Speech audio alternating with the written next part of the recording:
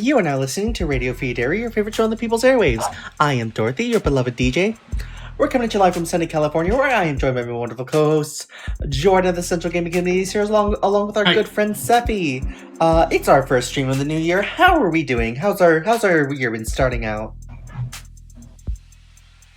Been doing okay. If you were up with us the entire time on the People's the Game Awards stream, you probably noticed I was close to dead and very cranky towards the end there, and it took me an entire day to recover. I'm still getting my sleep schedule back in order, so I'm a little groggy at the moment. Yeah, I feel ya. What are you, Seppi? Yeah, I've had a pretty rowdy past few weeks, so I'm still kind of recovering from that. Yeah, I bet. But it's been good. Yeah, it's a new year. I've got a lot of fun stuff to look forward to in the next couple weeks to a month. I got my parents visiting. I guess not next week, but the week after, and then Jordan will be visiting me the week after that. That's true. We're gonna be having a fun time in Los Angeles together, and then my lady friend Liz is also visiting in February. Ooh, Play. A lot to look forward to. And as we start a new year, we're starting a new game on the channel. This is Of the Devil, a cyberpunk legal procedural visual novel that I have been very much enjoying for the past month or so. I figured I'd have Seppi along for these because Seppi is like an actual lawyer and the only other person I know who also works in law. So I feel like she would add certain je ne sais quoi to the proceedings. Mm-hmm. Glad to be here. We're going to start in episode 0, which is the sort of a tutorial prologue.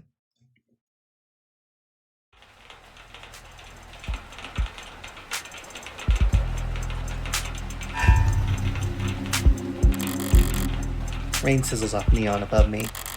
The summer shower creates a noted uptick in the flickering of holograms down the street, and a slight blunting of the night's ambiance. Emphasis on slight.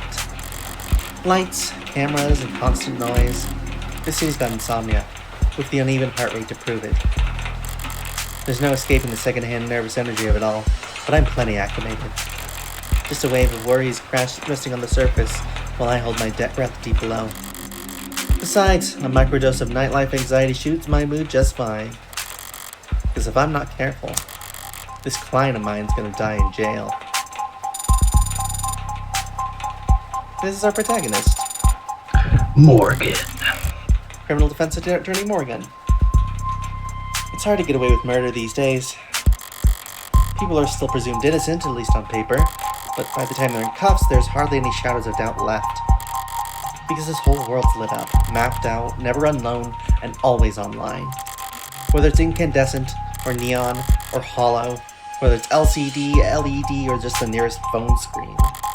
There's light shining on every last pixel of the map. Anything's to follow.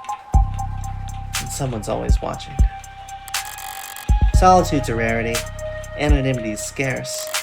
And criminal defense attorneys aren't exactly flush with customers. So you take whatever clients you can get. You don't balk at public defender work, no matter the hour.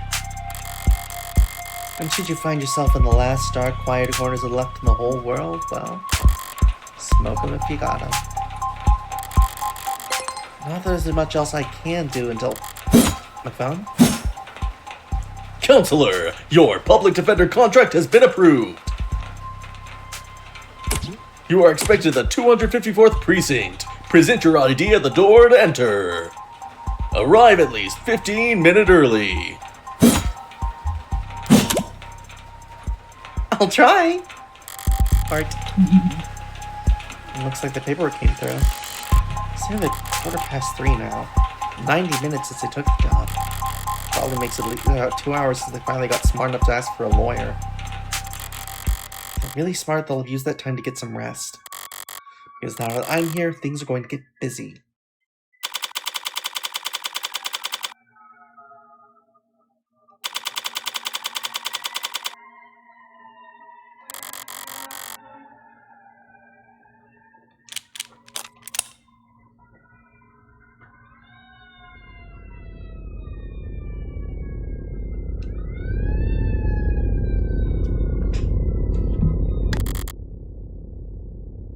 Precinct 254. It's a goddamn ghost town. Nothing but a hologram for a welcoming party. I'm here about a homicide. High clearance rates be damned. Do you think they treat it with a little more gravitas? But whatever. If I'm not in an apartment, they got no right to complain if I take my sweet time getting checked in. And I should take my time. Information's like cash in my line of work. You gotta spend it to make it. And if you're flat broke, no one will give a shit what you have to say. So let's see if I can't poke around and shake some change loose.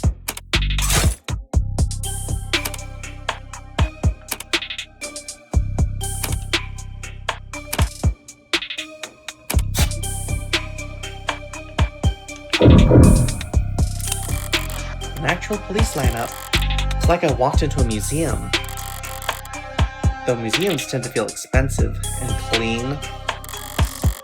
Dusty, forgotten, probably lots of unpacked boxes. This homicide department's more like an attic. Hard to believe they're ever so busy they had witnesses making IDs in the lobby. Then again, it's hard to believe they're ever doing lineups in the first place. Are you certain? Wasn't it dark? Did you know that during traumatic events, more information is blah blah blah blah blah blah?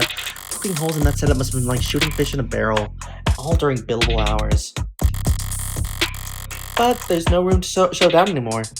Not when a modded witness could just submit their testimonies as video recording. Assuming their phone didn't automatically file a police report for them.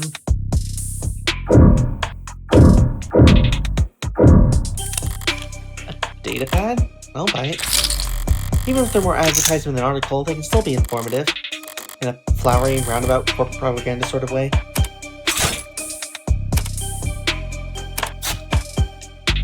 Jordan, read this. All of this again? Yes. Clearing the subway tunnels to be irreparably flooded, city engineers announced this week that all plans to join and repair the system were being suspended indefinitely. Saltwater damage to sensitive and electronic cabling and erosion in key tunnel fixtures were cited as reasons for why 89% of the subway system was evaluated as critically compromised or worse. Civil engineering efforts will be refocused on maintenance and expansion of the hybrid super infrastructure system that weaves together trams, highways, walkways, and skyscrapers into the canopy high above our city streets. Reactions to the announcement could be characterized as blasé. It's been years since the subways last ran and decades since they last ran on schedule. Most citizens have long since given up on hope on them ever making a comeback. Online chatter barely reacted to the announcement, with most commenters and voters' attention focused instead of the growing investigations into Councilman Long's campaign finance irregularities. As one of the canopy's major backers in City Hall, Long has often found himself at odds with a small but vocal group of critics that consider it to be an eyesore and an amplifier of light and noise pollution. And with Long having stepped away from his political duties in order to more fully cooperate with investigators, for the first time in nearly 20 years, the typically rock-steady political foundation of the canopy was looking uncharacteristically shaky going into this week. But with the subways now officially no longer in operation, people and corporations alike have little choice before how they complete their morning commute. However, not all reactions to the news have been negative. At least to a few bold individuals see this latest report as vindication and possibly even a rallying cry. Already considered by many to be a rising star in infrastructural solutions abroad, tech startup Subterra made headlines last week with their radical proposal for a system of personal submarine taxi pods that could make use of the flooded subway tunnels, but momentum stalled when their first prototype for the city came in at a disappointing 3,359% over budget. Though one council member was quoted as calling their system mind-bogglingly wasteful and impractical in the extreme, in light of this latest announcement, Subterra has proudly declared their intent to resubmit their proposal package. Across the entire globe, coastal cities like ours have struggled to find civil engineering answers to rising sea levels and subterranean flooding that satisfy financial, practical, and aesthetical concerns. Historically, most scientists attribute this increase in sea level to climate change, though there are dissenting voices. Water rises and falls all the time, for reasons we do not fully understand. Are we to... It appears that you have 0 free articles remaining this month. Please verify your account information in order to continue reading stories on that matter. Policy of them putting the paywall there. As if I reached for my wallet after reading a word like aesthetical. Besides, I got the gist of it. The takeaway is the cities will be focusing its efforts on the canopy. There will increase scrutiny surrounding the canopy now that there's no plan B. It's a massive project with a massive budget. Lines the buckets of a lot of people, big and small. None of them would appreciate bad press at the moment. Not when Councilman Long's already thoroughly chummed the waters. High-traffic hallways, utilitarian furnishing, multiple screening stations. Pragmatic brutalism so textbook could teach freshman level architecture. You can almost hear the building drone on about concrete and iron and hard right angles. The civil planning equivalents of battle scars. For a fight won so long ago, they're starting to look ridiculous. I'm sure it was all very imposing back when it was built. But walking in now about the crime rates where they are, it feels like a hospice ward for heavy-handedness.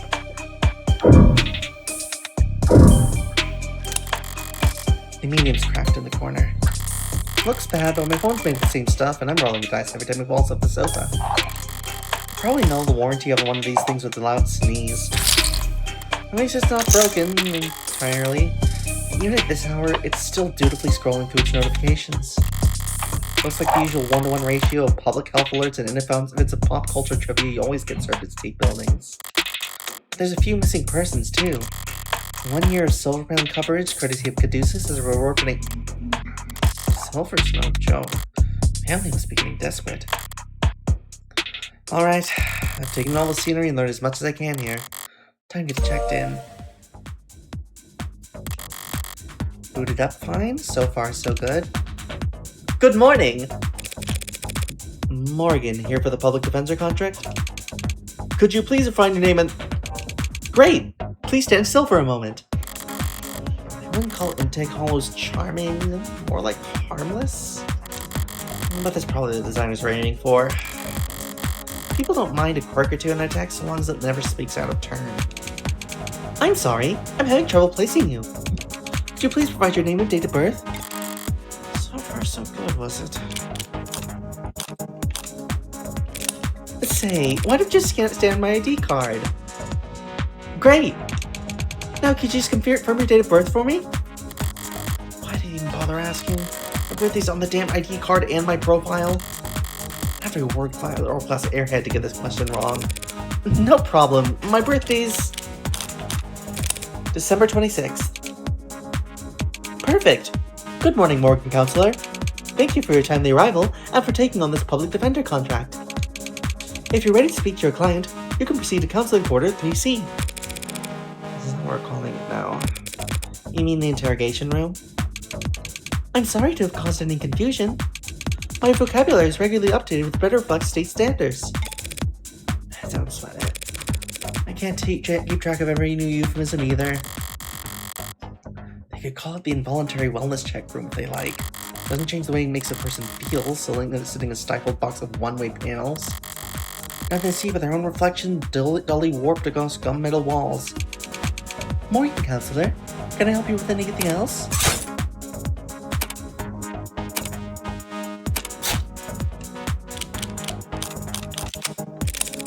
I know the city's not terribly concerned with the lower ward, but this is a police station. Why is it so goddamn dusty? This facility is currently undergoing renovations. Since what, in the 60s? It has been 22 months since the timetable was last updated. You really don't see a lot of action around here, do they? I'm sorry for any inconvenience you may have encountered. I'm adaptable. What about you? Are they going to fix that crack? Thank you for asking. It has not interfered with my work. Well, that's all that matters, right? What are you? I'm a smart user interface, proudly sold by Noble Electronics. Thank you for asking. If you're interested, I could send you a link with information on our subscription packages. Should I send you a link with our information about our subscription packages? No, sorry. That was a mean question to ask. That'll be all, thank you. You'll find the counseling quarters to Master Homicide Detective Office through the door to your right. Thanks! But I think it's just me for now, so you can go on break if you like. Automated dependents do not take breaks, Morgan Counselor. Then what were you doing before I docked in? You'll find the counseling quarters past our Homicide Detective's office through the door and to the right, thank you. Ads don't get breaks, and they don't get my jokes. But it's usually the humorless types that are most fun to mess with anyway.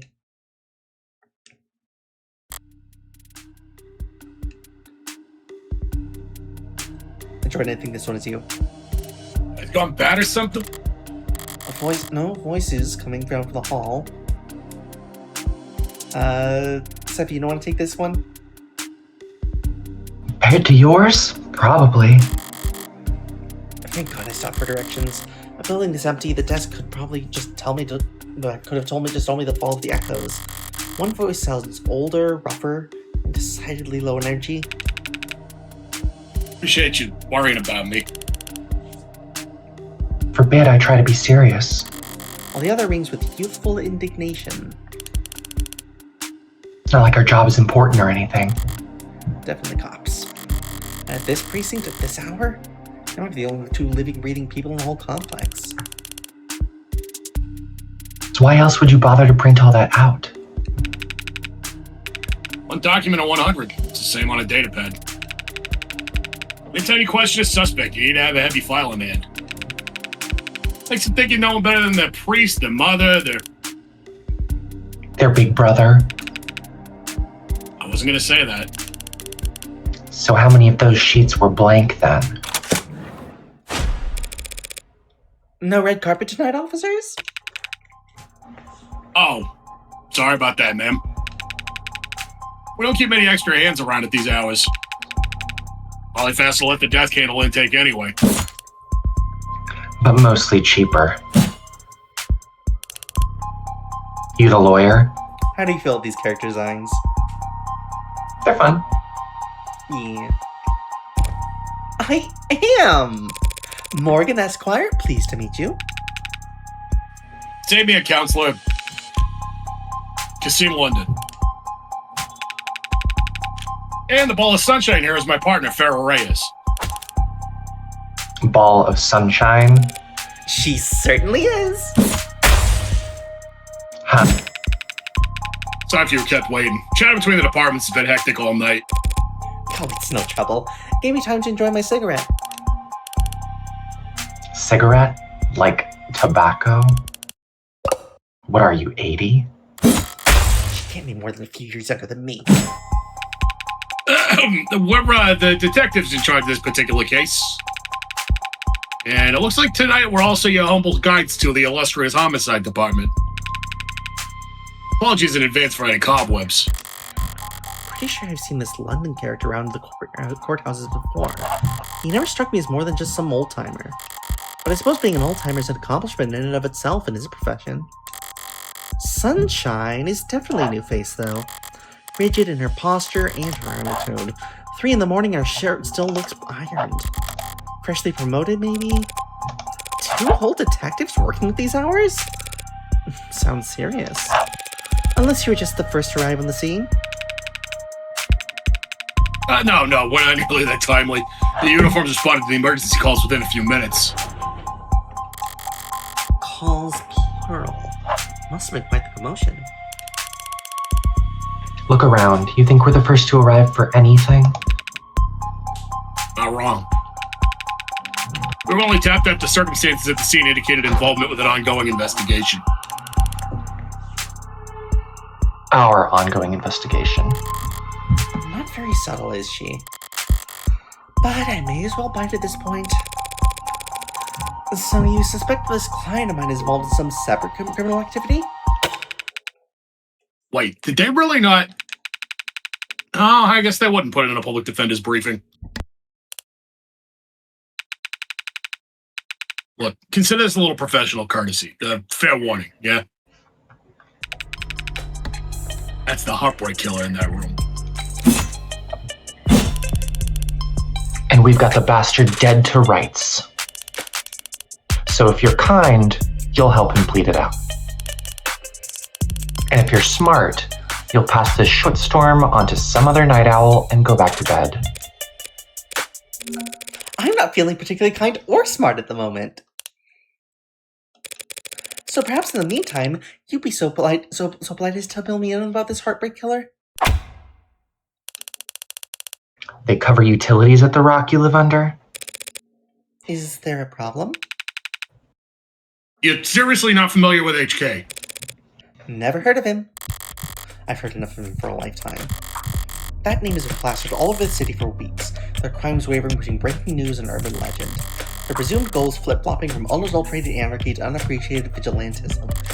At street corners, in the media, on the net, everyone's indulging in the exact kind of armchair detective speculation I can't stand. But right now, I need to figure out exactly how much the police do or don't know. And when it comes to cops, I always get better results playing dumb than I do acting smart. I take it he's a repeat offender? Was it the killer part that tipped you off? Must have at least heard about his MO. He's gone crazy with it. Along with everyone else. One bullet, straight through the heart. Body left to lie where it falls. Hence the name Heartbreak. Not exactly creative, but amidst the swirl of every other 100-word article out there, catchiness trumps originality. What you won't read about online is that all 6 of HK's victims was shot by the same gun, without even needing to reload. Horrible to say, I know, but 6 for 6? That's pretty good shooting, isn't it? Hitting the bullseye at the shooting range is good shooting. Doing it 6 times in a row is great. But shooting 6 people with accuracy like that? It's a whole different beast. Takes a certain kind of monster, a real freak. His pulse probably didn't even rise. I see. You almost make him sound like a machine. Is it possible that... No, it is not. There's no such thing as killer robots, madame. Of course, my mistake. So all those androids marching in the military, those robots patrolling in police uniforms, there's drones firing firebombs in the sky. I guess they're all firing blanks. And fair enough. Machines can kill, and they have been for decades. But they don't commit murder. Right. Evil like Heartbreak is all organic. That's a pretty terrifying thought. I should really start paying more attention to the news. How I managed to miss 6 murders? Well, you can only blame yourself for missing 5. Pardon? You're still not getting it? HK's 6th victim was found a few hours ago. When we caught the son of a bitch red-handed. So you're convinced that my client is this heartbreak killer and tonight was just his latest crime? That's a serious accusation with very serious consequences. I take it you have serious evidence to back it up? I was being literal, counselor. Red-handed. When we found your client, he was covered in her blood. Well, that's not good, is it? What you say certainly sounds compelling. Is that lawyer talk for open and shut? Yeah, it kind of is. But even if that's the case, how does one crime scene make him look good for 6 murders? Well, they're in the discovery files. And the AUX, of course. Run the local net on your phone and we'll turn over everything you need. I'll bet. Thanks for that, Detective. I'll be sure to read it over. But if all the same, could I ask you some questions while I've got you here? The hell kind of attorney wants to interrogate the detectives? This kind of attorney. You're just that pleasant. Come on, sunshine. Not like we're gonna be punching out anytime soon, right? Whatever. Let your clients do an interrogation all night, for all I care. Do you mean the counseling quarters? We're at your disposal, counselor.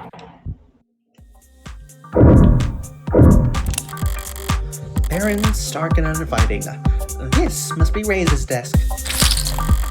Even your workstation neat and tidy is admirable, but I can't spot a single mode of personalization. Is she so neat she hasn't had time to unpack, or is she really that uptight and boring? Both, maybe. She shouldn't have cleaned up so much for just a little me, Detective London. Someone really needs to introduce this guy to a filing system, or even just a stapler. Paper documents scattered about lazily, alongside actual photographs. Either he's really old-fashioned or really paranoid about data leaks. And he doesn't look like the paranoid type. Well, orderliness aside, some things are better in paper. I'll give him that.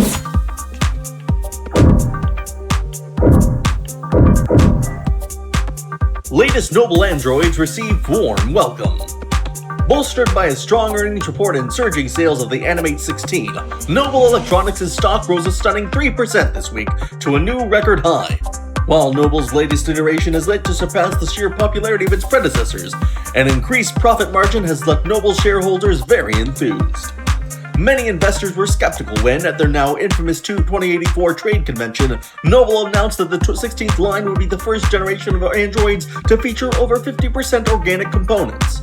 So-called warm androids, which at the time only saw demand in the health, senior, and childcare sectors, were looked down upon as impractical due to increased maintenance costs, cuts, scratches, bruises, and the like. And while some critics voiced concerns that the cringe religions or traditionalist groups might find warm androids controversial, more business-focused minds feared that Noble was alienating its customers in the industrial and military sectors in order to cater to civilian consumers. Users that viewed their androids from across the room and not from above the factory floor. However, as has often been the case in the last decade, Noble's doubters were proven wrong. The Animate 16 is poised to break profitability records with no signs of slowing down, and many industry analysts predict that these once rare organic androids will completely replace their more robotic predecessors in daily life within the next 3 to 5 years. As described in the Burnings report, much of the 16th line's success, and indeed the success of Noble's androids in general, can be attributed to remarkable, lifelike, and personable charm of their products. And by all accounts, that charm can be attributed to the work of Noble's famed lead programmer, Dr. David Asher. Lead programmer is the understatement of the century, said Noble brand ambassador Lucy Dees on stage at the latest hashtag Noble Industry Weekend. It's because of his touring solution that every Noble product, from the sleekest assistants to the most advanced intensive care technicians, are so beloved and trusted by our customers. While his reputation was on full display at the event, Dr. Asher himself was nowhere to be seen. He's always been reclusive, but he's become a genuine hermit in recent years. I really believe he's still... Hey fam, looks like you're not logged into this device. Want to put in your account info so we can help you keep reading? He's in the news again. It's no wonder I can't submit without it landing on a piece of Noble tech these days, especially not with the states involved. Don't know if they'll buy when it comes to warm androids though. For government use, they're just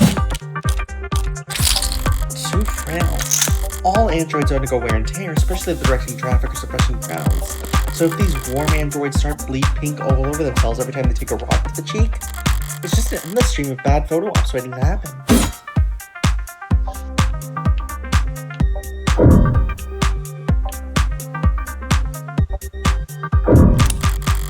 Loose wires, missing panels, and an aircon system that probably sweats more than its people it's supposed to cool.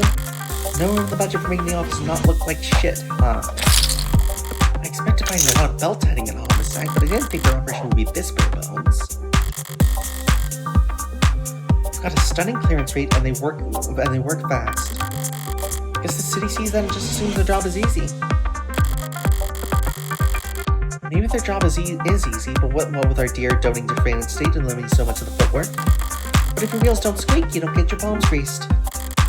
So homicide ends up at the only State Department with a shrinking budget. A dumping ground for the police's force's most unambitious and least popular. Okay, nothing else jumps out at me around here. I got a better idea who I'm dealing with at least. Now I need to check out the crime scene data. I should have been sent a link. Jordan, you take the text. You've been granted access to state files regarding case KL433511. Reply C to confirm. Confirm. You need to reply C in order to confirm. Am I talking to a person? I am an automated defendant. Ads are usually more polite. Our personalities are tailored to suit our users' preferences. So the state lets you be a little authoritarian. You need to reply C. C. It's case sensitive. C. Thank you. Alright, if I project my phone...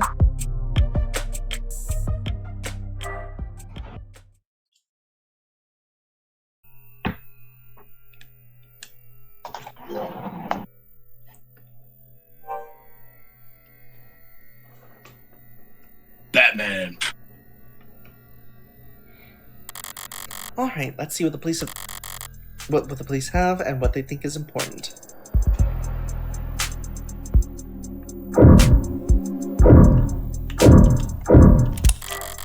The murder weapon. A revolver found right next to the body. 6 empty casings found in each of the 6 chambers, meaning the gun's been fired 6 times. Looks like the crime scene techs practically disassembled the damn thing, but all they found were fingerprints belonging to my client. So he was found by the police with the murder weapon right in front of the body. I don't even know where to start. Highly prejudicial would be an understatement. The victim's body. Cause of death, ballistic trauma, class 4 blood loss, atrium and aorta. Single gunshot wound to the heart. In brief, death was instantaneous. No injuries anywhere else, and no blood or skin under her nails. Blood splatter, forensics, and all that other good stuff tells them that he shot from there. The killer was standing in the doorway when they were fired. Stand-up mirror, shattered and knocked over. Real glass, no screens or cameras here. He was hit hard. Hard enough to come unattached from his arm, where all shards of glass were scattered far enough to land on the victim's body. What a mess. Seems like his face got tossed aside at some point. And yet, there's not a scratch on it. It must be pretty damn durable. Isn't art supposed to be delicate? Maybe it's making a statement. That's all the big ticket items. What about the security? Looks like the apartment was unlocked all night. It's not uncommon for people their age in a neighborhood like this. But no signs of forced entry only hurts my client's case. What about the rest of the room? There's not much else flagged here. Just a lounge chair that got thrown and... damn, whatever that is. Unidentified ceramic debris? Flag is irrelevant? That's their technical assessment? Guess even the crime scene techs weren't sure what to make of it. Okay. That's everything the police highlighted. But did I miss anything? What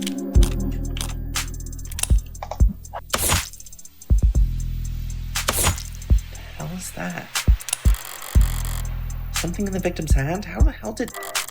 It's just a pill organizer. Looks like some immune adjusters, NSAIDs, and... Triprexazone, a synthetic glucocorticoid medication. Taken daily to reduce rejection symptoms like phantom pain and generalized itch. The autopsy said his tox stream was clear, but it's not like it matters. If you could have swallowed every medicine capital in the big city, it wouldn't change the cause of death. It's odd, but ultimately irrelevant. Everything else here is very incriminating, but the kicker is everything that's not here. No out-of-place DNA, footprints, crumbs. Nothing here points towards anyone except my client.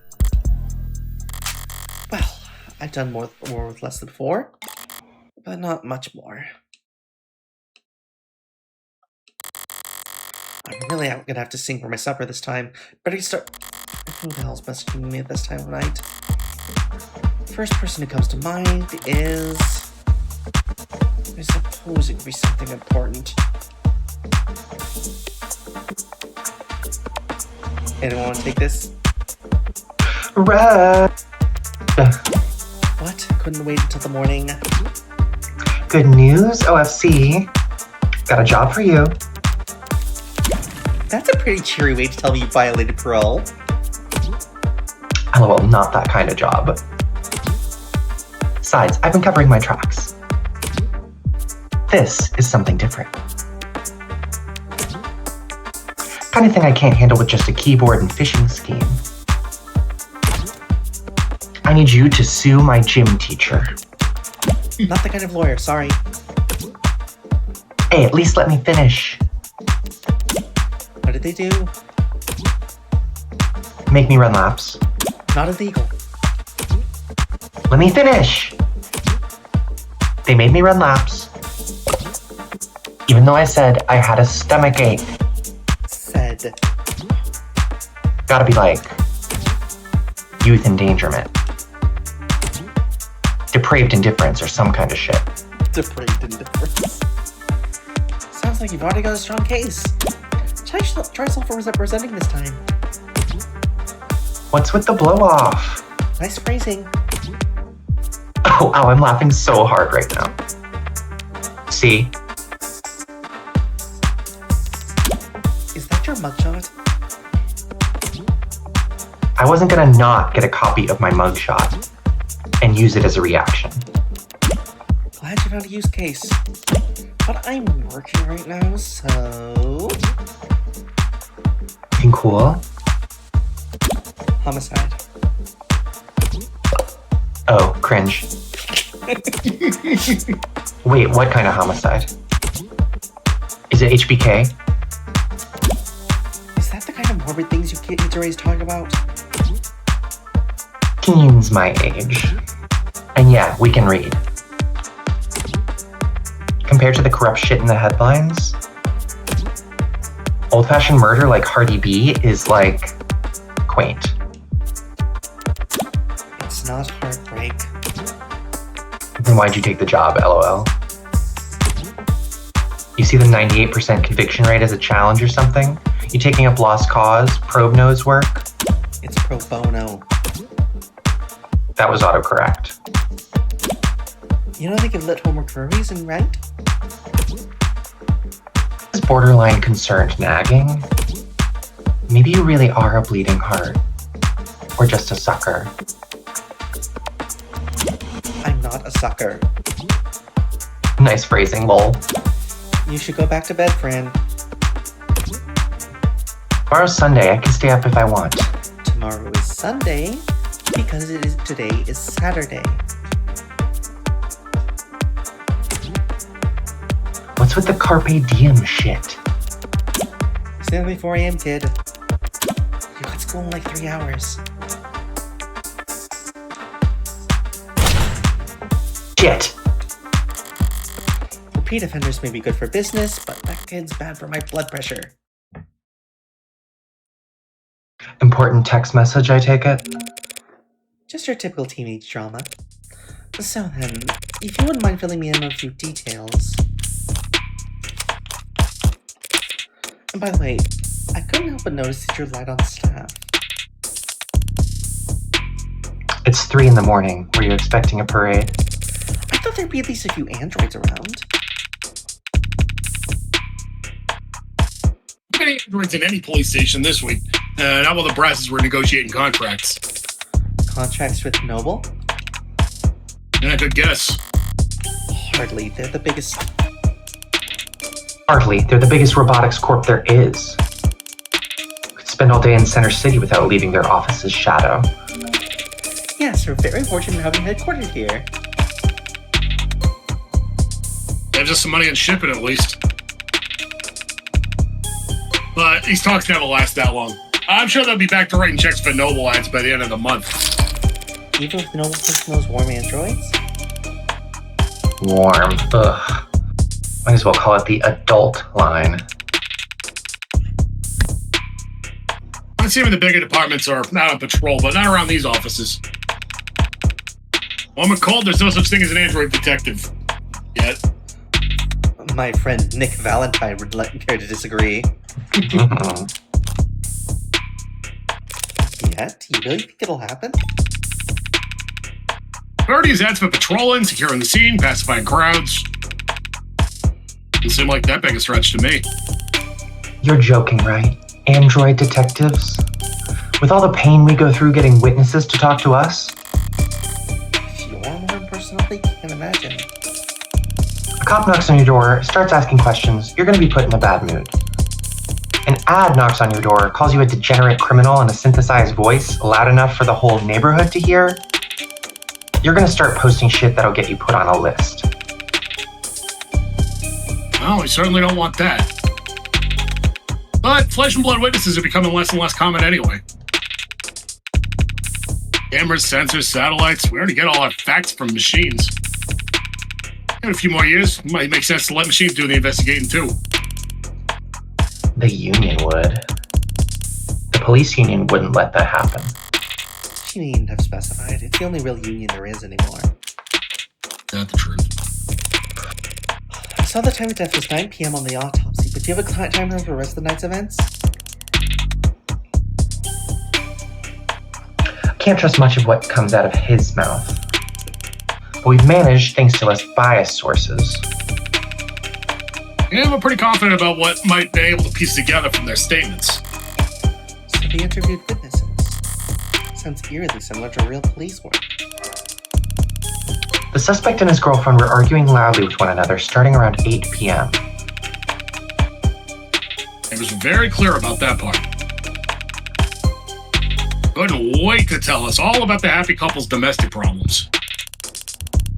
Everyone in the building knew they'd been fighting for weeks. As you probably gathered from what you saw in the aux, there was a struggle.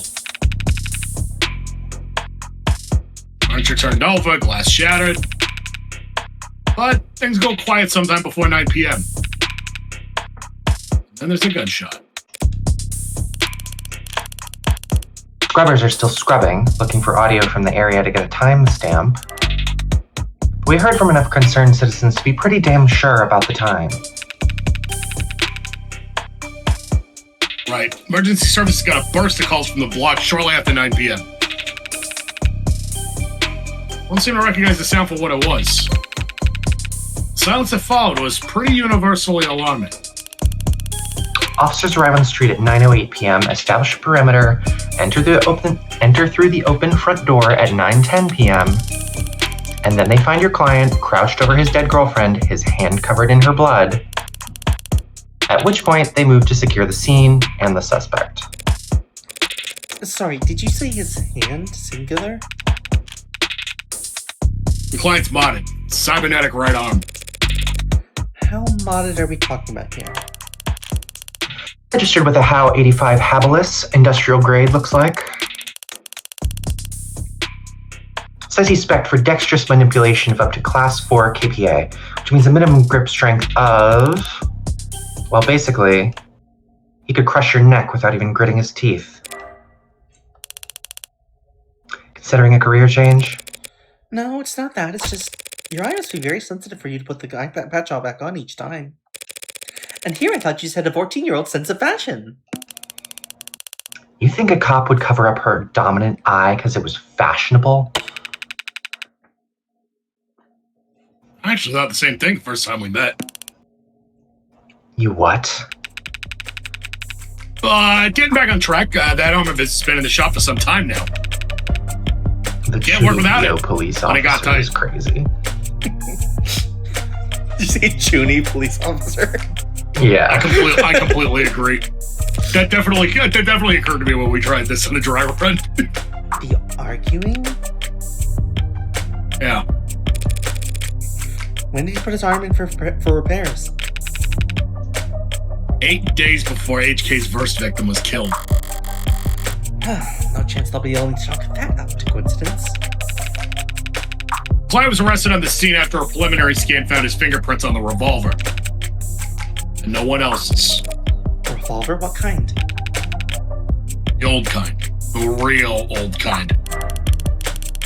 More specifically, a Calver M54, 6-chambered, 10mm. Calver? How retro?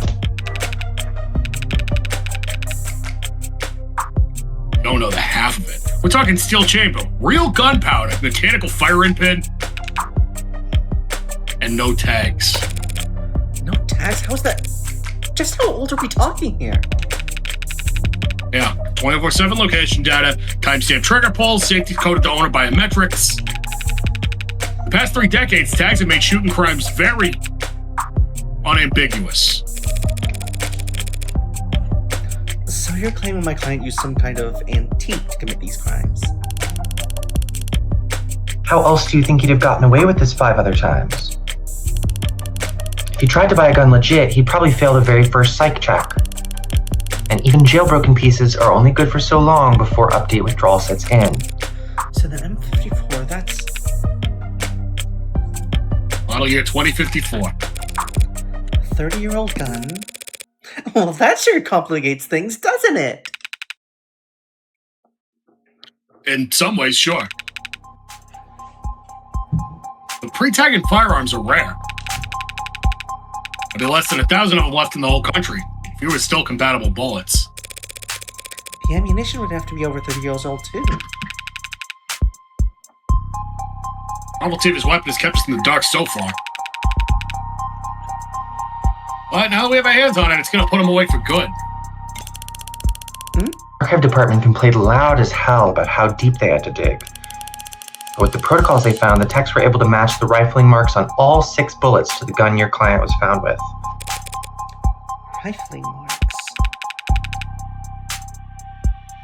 Bullets fired from guns that old are marked by the barrel's shape. So if all 6 bullets had the same rifling marks... We know that they were all fired by the same gun. It's not as plug and play as tags are, but it's equally precise science, I assure you. That's not damning enough. The spent casings from the other 5 shootings were still in the chamber. Without even needing to reload. Calvi, your client was found with is the gun HK used to kill 6 women. Wait a lawyer around that. An untagged gun. Just being anywhere near a weapon like that could warrant your arrest. Being found with police or a dead body with an untagged gun used at 5 other crime scenes is just... To summarize, then, you believe my client fought Barrett verbally and physically with his girlfriend, and then retrieved his weapon and shot her.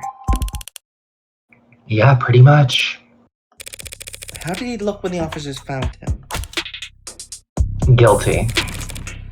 How was his affect? Quiet, detached, stiff. Exactly the picture of a grieving partner. That reaction might just have lost some points with the cops, but beyond that, people react lost in all kinds of unusual ways. And so long as the police are suspicious of you, there's no right way to grieve. So, how about the basics? What exactly has my client been charged with? Your client, Carlos Baker Flatt, was arrested on the scene at 9:50 p.m.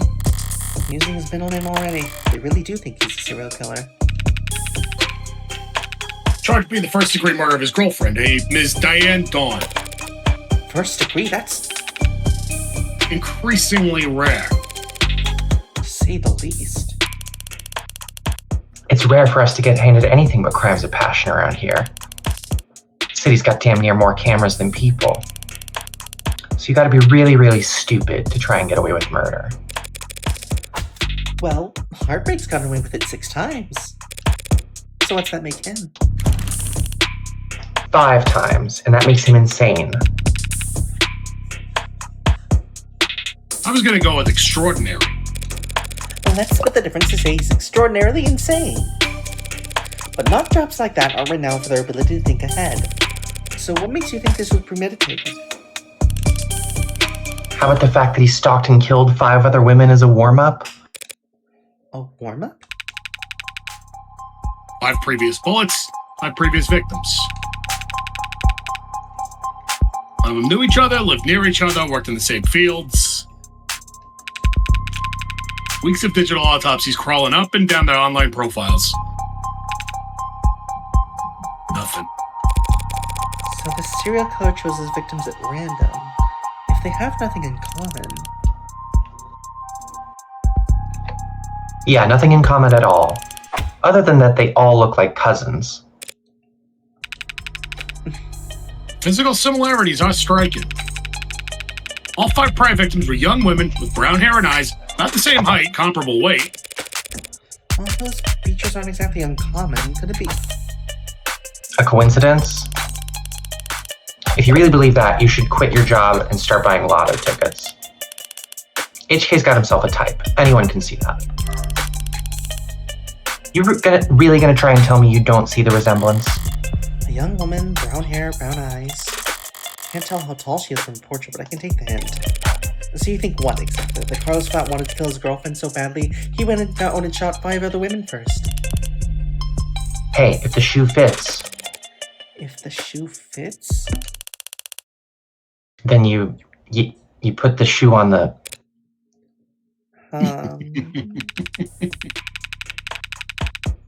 What sunshine means is that it's not uncommon for killers to displace their violence from people close to them onto outlets with fewer consequences. Drifters, loners, strangers, workers. He was probably built up the nerve for tonight by first practicing on these other similar women. Or he's just so far gone that he can't tell the difference anymore. It's not the worst theory in the world, but it doesn't fit. They want to claim those previous victims for practice runs, dress rehearsals for tonight's main event. But if that were the case, there'd have been signs of hesitation, nerves. There'd have been mistakes. On top of which, guns are impersonal, execution shots even more so. There's no sadism or hatred or intimacy in a single bullet to the heart. Killing your girlfriend to utter or lookalikes usually is, if nothing else, a lot less sterile, if you ask me. Oh. I'm checking my phone here, and I have to say, you've done a pretty admirable job of keeping the details of HK's crime as a secret. While less reputable sites are doing some real journalistic acrobatics trying to piece together a story. Yeah, top 11 theories on who hurt HK was a real weighty read. Journalists, though, all kinds have been emboldened. Freaks at HK's managed to bring out of the woodwork in just a few weeks. Can you blame them, though? I mean, he's a genuine serial killer. Repeat offenders in general are endangered species, but what he's gotten away with. We know what he's gotten away with. Take a look around us, Detective. National DNA registry is robust enough that traces never go cold. Cameras on every street, the phone on every citizen. Violent crime at an all-time low and clearance rate at an all-time high. But you're gonna spout some alt-Paul bullshit about invasion of privacy? No, I'm not. People are safer now than any other time in history, detectives. So when heartbreak does come along. What? London's trying to look like he can laugh it off, but pressure from the higher-ups must be reaching its peak. They want, maybe need, to see someone charged, and that makes them predictable. Yeah, well, even if there's nothing standard about HK, Department SOP still dictates we starve the media for case details. That way, when we do feed them, I'm grateful for whatever scraps they get. But we can't take all the credit this time around. Homicide's tight-knit and tight-lipped, but it's not like there's much information for us to leak in the first place. And why is that? Because none of the shootings were caught on the opt-in crime surveillance system. How is that even possible? I know there's some rough areas in the lower wards, but Optics is watching every other street in the entire city. You're saying you haven't seen this killer on camera once? You think we'd have let him kill 6 people if we did?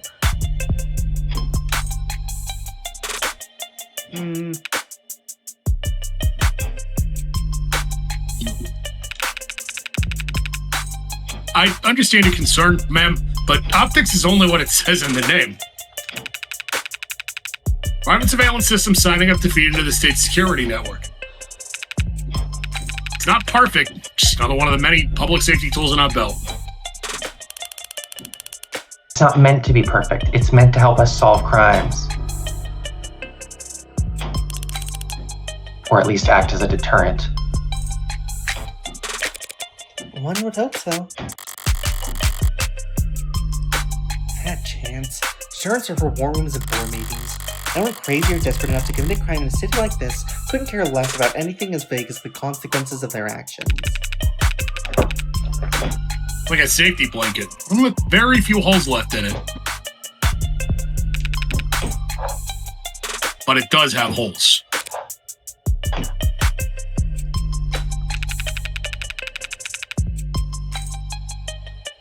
Patching up those remaining holes takes effort, and that effort usually means rebooting the system.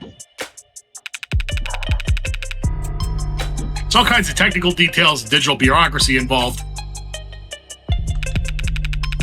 But the end result is that there are occasional localized blackouts. And the math used to schedule them is not impossible to predict. I see. Those windows of opportunity are small and short. Taking advantage of them requires specific knowledge. You'd need to be involved in law enforcement, pub data, or city planning. He didn't mention if my client was a cop. And he wouldn't have needed the public defender either. His file says he's modded for heavy mass manipulation, not tech interfacing, so that just leaves city planning. So does he work in construction for the city? HKs only have struck at times and locations where optics would be down. Even with the Devil's Own lock, can't possibly be coincidence. Wait, so you're saying when this woman was killed? Yeah, there was a blackout from around 8 to 9 tonight. Right on schedule, so to speak. And it included the area surrounding the victim's apartment. Well, what about DNA from the other crime scenes? Was my client a match? But no blood, no saliva, no suspect DNA at any of the crime scenes. No footage and no forensics? Also no motives, tampering, or witnesses. Been like hunting a damn ghost. We didn't even have a murder weapon. Until now. Finally, a lucky break for the boys in blue. Scanners, cams, drones, forensics. No matter how you dress it up with tech, all detective work relies on one basic assumption. People make mistakes. HK's the kind of monster who doesn't make mistakes. Only reason we even caught him tonight was because he finished what he set out to do all along. So is my client on the list of suspects before tonight? Weren't you listening? There was no list of suspects. We questioned some execs, a few CIs. Someone even spoke to one or two unlisted at some point. Nothing came of it. There was talk about starting on some kind of psych eval or something, but I never expected much to come of that. It's just not enough there to work with. In other words, the only thing they could have to link my client to those killings is the murder weapon. If I could toss off that keystone, the rest of their case should start to come loose as well. Thanks for the chat, detectives. I think I understand the background well enough now. But candidly, I see the same strokes you do, and the picture it paints isn't pleasant. But even so, it seems a bit unrefined to be brought before a judge, don't you think? Hey, it's only our job to catch the bastard. The DA is the one who gets the conviction. Besides, we're not exactly going to have to work hard to convince anyone of his guilt. And why is that? Because we found a handwritten confession at his desk. Well, that's, unexpected. I'm sorry, you're now telling me he wrote a confession? Has it been verified? Not yet. We have to muscle past everyone in front and disinfo to get to the front of that line. Why bother? The note's covered in his fingerprints. There's a copy of the discovery data, but I should warn you, doesn't exactly make for light reading. I'll have to manage somehow. I need to see this confession myself. Sorry for everything. Can't say it enough. Didn't mean to hurt you or do what I did. Did not want any of it to happen. Can't stay in control when I get mad. When I'm not in control, I hurt people without meaning to. Wish I hadn't broken them. Didn't mean to at first. I was hurting. Wanted to hurt too, but didn't want to hurt you. Words aren't enough, I know that now. I'll take responsibility and do what I've been avoiding. Please forgive me. That was difficult to read. Barely legible, in fact. Well, got a spin on that? No need. But it's a confession. Not a confession that he signed, though, is it? Not yet. And not one he intends to sign anytime soon, considering he asked for representation. Yeah, the most wanted man in the city asked for a lawyer and got you. Guess you're both lucky. Hardly. I just happened to be awake when the call went out. But I'm not so flush with work that I can afford to turn tail now. So if you don't mind, I'd like to go and speak with my client. What? He's not still handcuffed in there, is he? Look, Counselor, with all due respect, We have strong evidence pointing to that man being responsible for 6 murders. 2 hours or so in cuffs isn't cruel or unusual. And that's for your safety as well. It's kind of you to worry, but I doubt I'll be in any danger. He's killed 6 women. None of them are redheads. Seriously though, I'd like to speak with them alone now. Cameras off, if you don't mind.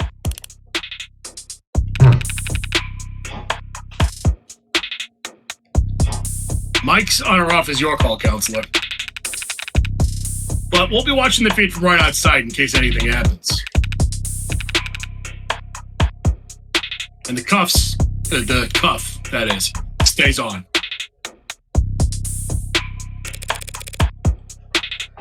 That worried about me? How chivalrous. Yeah, my arm is practically blinded. Gross. I'll start up the unlock cycle.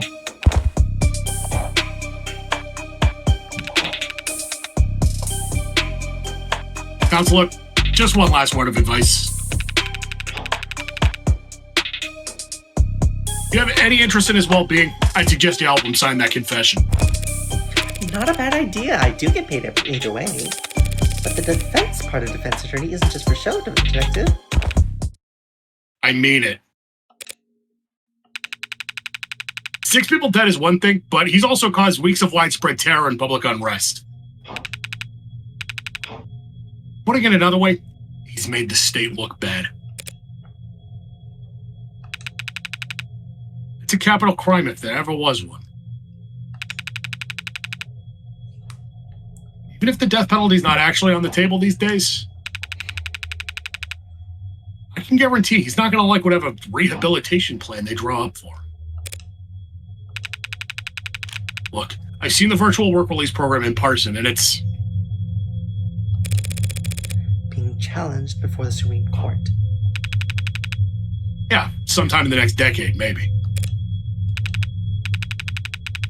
Just remember, a plea deal might feel like a loss for you, but if it keeps him from,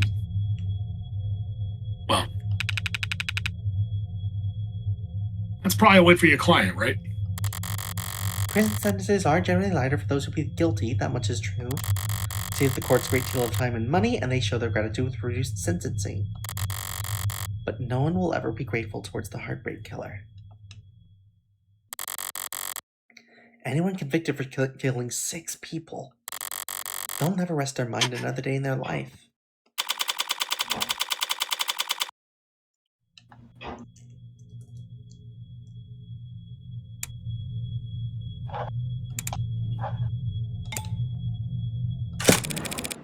It's depressing as hell in here.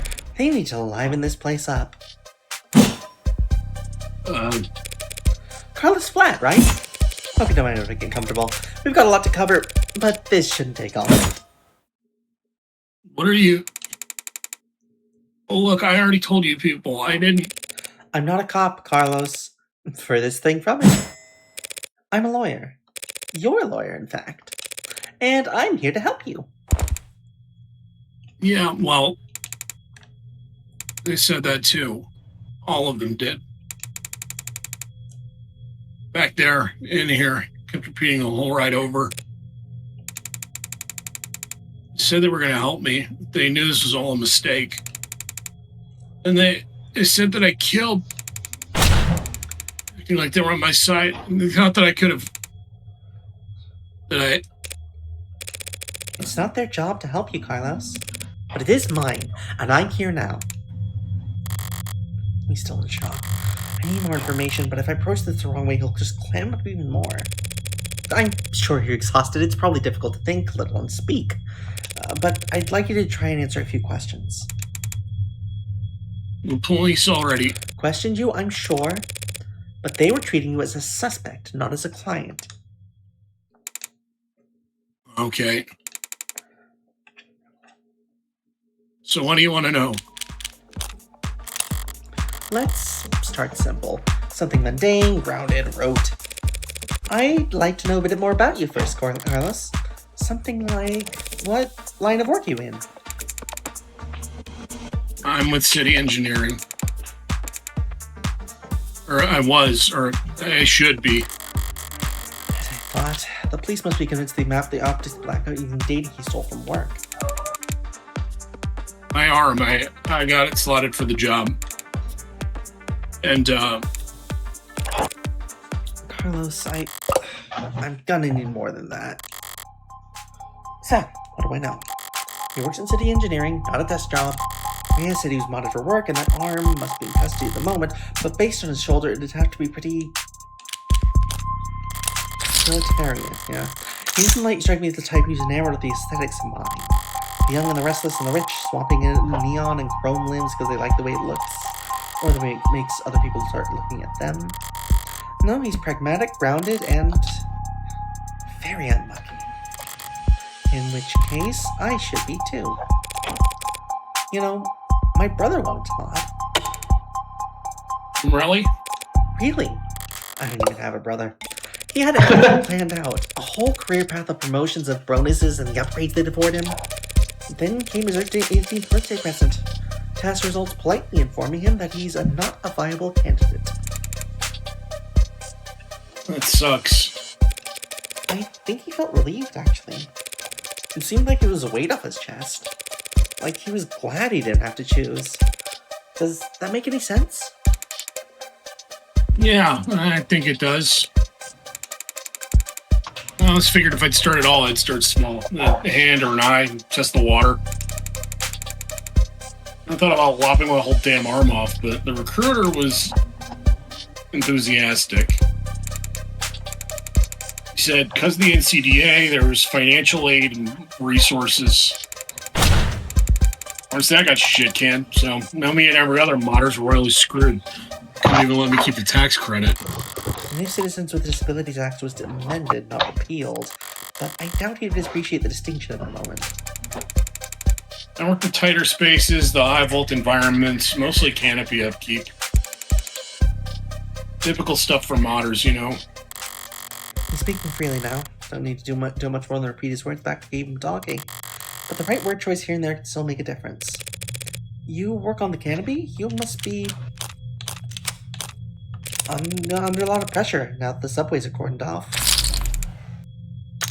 Damn straight. And this crap with Long? Once word got out the case against him was real, every desk job in the chain became terrified of their own shadow. All of them are convinced the Eternal Ferret is going to come knocking if they misplace so much as a paperclip. Everything by the book means no room for compromise, no room for problem solving. No room for engineering? Yeah. No patience for screw-ups. He's trying very hard not to look his shoulder.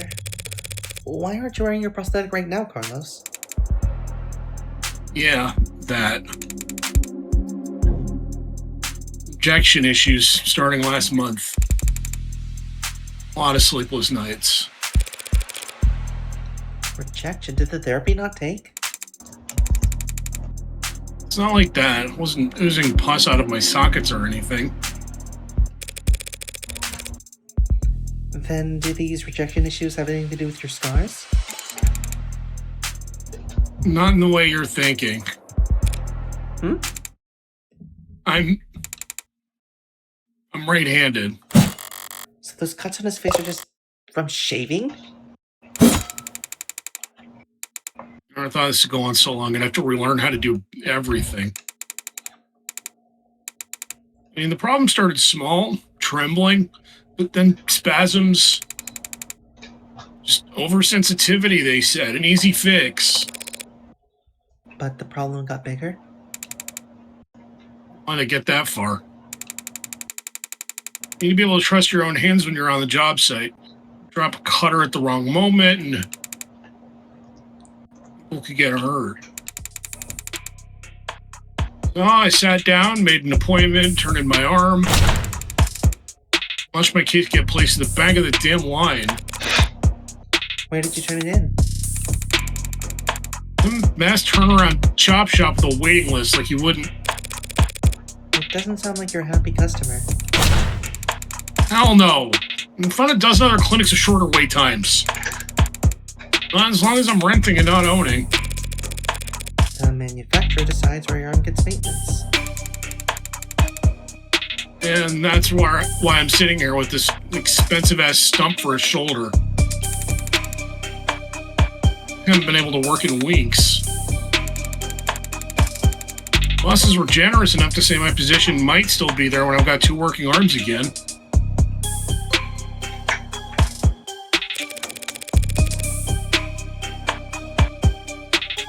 You couldn't buy or rent a replacement to yourself just in the meantime? I serve at the pleasure of the state. They've got exclusivity contracts with Hindi all locked up white knuckle tight. Hindi? How Industries? As I recall, he's one that registered with their Habilis models. I took one step on site with uninsured tech. Get the fines, I'd lose the down payment and my arm. Never work in this city again. This was last quarter, maybe I could have worked something out with management, but like I said, no one's sticking their neck out for anyone now. Lungs in deep hot shit. You mentioned discomfort. Are you in pain? The pain will come and go. It's the itches that'll kill you. The phantoms come back pretty fast when I don't have anything arm-shaped attached to me. Didn't they give you something to, well, wear in the meantime? Something the clinics lend out for cases like this? What they gave me is a deadweight, 3-jointed landfill-bait piece of shit. Sorry, it's just a very shitty feeling having a part of your body that you know they cut corners on. It fits, it's compatible, technically. It's slotted in and feel on balance again. The fingers don't even bend and the quick switch motors are way off. It's like walking around with your arm asleep, or dead. So were you wearing it when you were arrested? No, I wasn't. I'm pretty sure I saw the police bagging it as evidence, so I haven't gotten too far. The detective raised being quite thorough about how he was found. He had the victim's blood on his left arm only, because at the time in question, he didn't even have a right. No inconsistent in his story so far, and he's opened about as well as it can be expected, but this has all just been a warm-up for the both of us. Now comes the delicate part. Carlos, you and the victim were romantically involved. How long did you two know each other? Right. I've known her since college.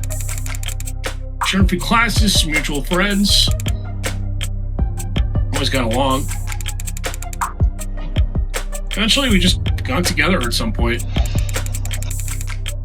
I never actually asked her out the real formal way. I was pretty cowardly saying that out loud.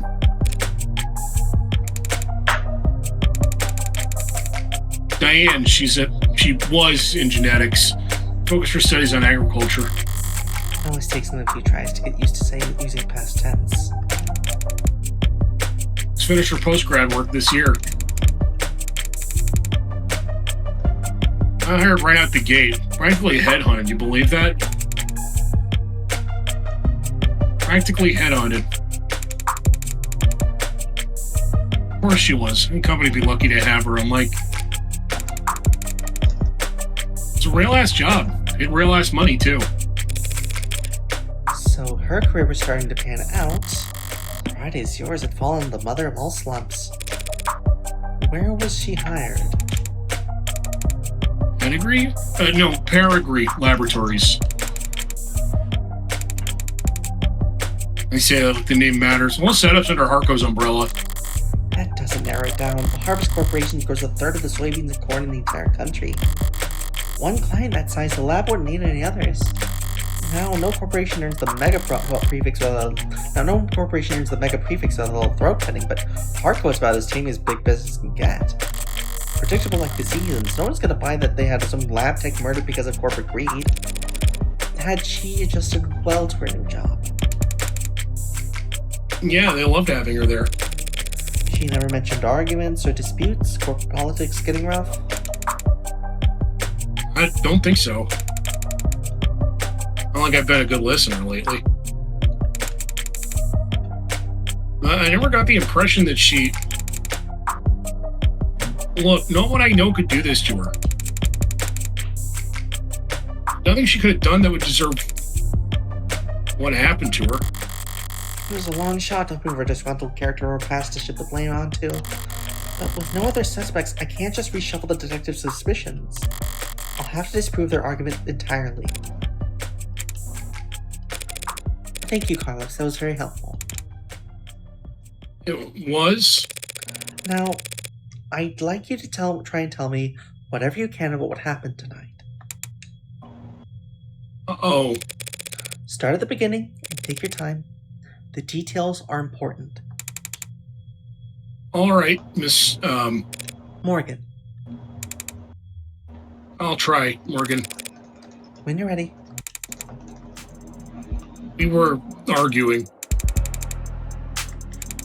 We've been arguing a lot lately. Arguing about stupid stuff. I haven't been working, haven't been making money. I haven't been pulling my weight. I was mad at myself. More than that, I was jealous of her. Jealous over nothing. Jealous over goddamn money. The reports say you were arguing around 8 p.m.? 8? Yeah, it must have been when we started. Got into it, and I said a lot of things I shouldn't have. And I said one thing that I really shouldn't have. Crossed the line, and we both knew it, so I left. You left? Yeah, walked out the front door. Thought some fresh air might help pull me off. I figure out what to say to make it up to her. Of course, the air wasn't fresh, just humid, thick like mud. I was pissing away the time. Diane was... Did you bring your phone with you or any other electronics? No. I kind of stormed off. Didn't even take my key fobs. Didn't even lock the door behind me. The optics down, traffic and street level cameras won't help him. That leaves... Did you go through a checkpoint or talk to anyone with modern eyes? Did you buy anything, cash or credit? No, not even a vending machine. Not even a damn vending machine, huh? I may have met my match. How can anyone be this unlucky? That's quite unfortunate. I just wanted quiet at the time. Wanted to wallow in it, really. If I don't have all the details straight. My head is... My exact route would help. The cam's probably... What is it?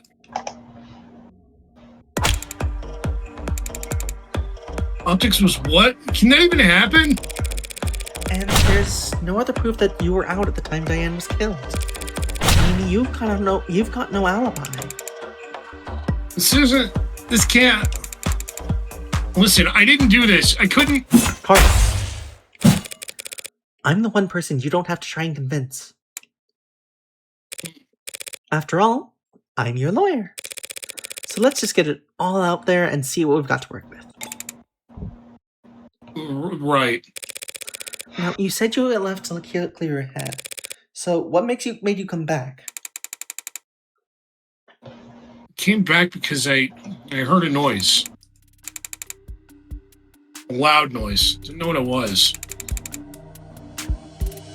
It was loud and it scared me. It came from the direction of our apartment. I was walking back at first. At some point I must have started running because when I got back I was so out of breath. I saw that the front door was open.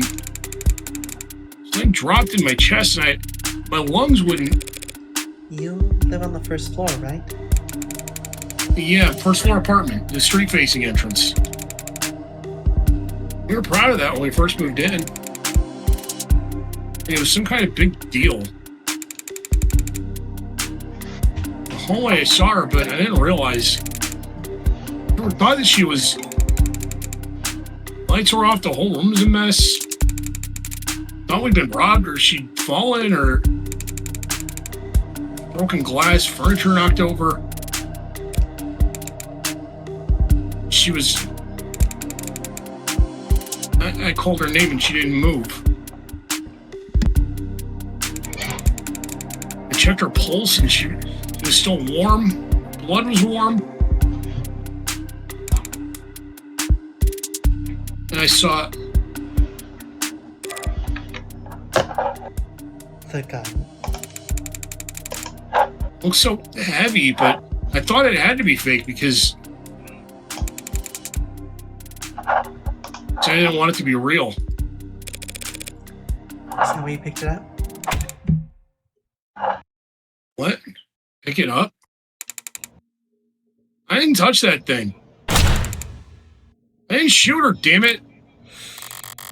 Doing what I do, you hear a lot of lies. White lies, blatant lies, hasty lies, bad lies especially. For me, it's always been easy to spot a lie. But it'd be hard to know what to do about it. I have all the proof I need in my files, but he's nervous and defensive. And none of this works if he doesn't trust me.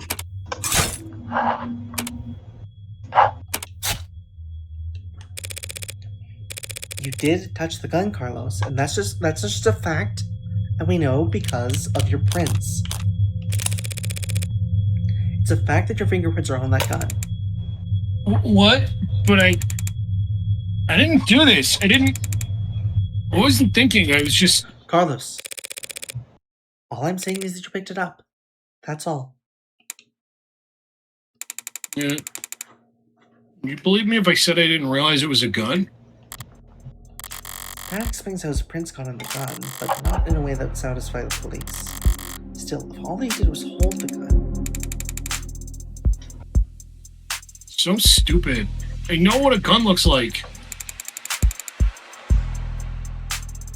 But seeing it in my own home, right in front of... You were in shock, Carlos. You still are.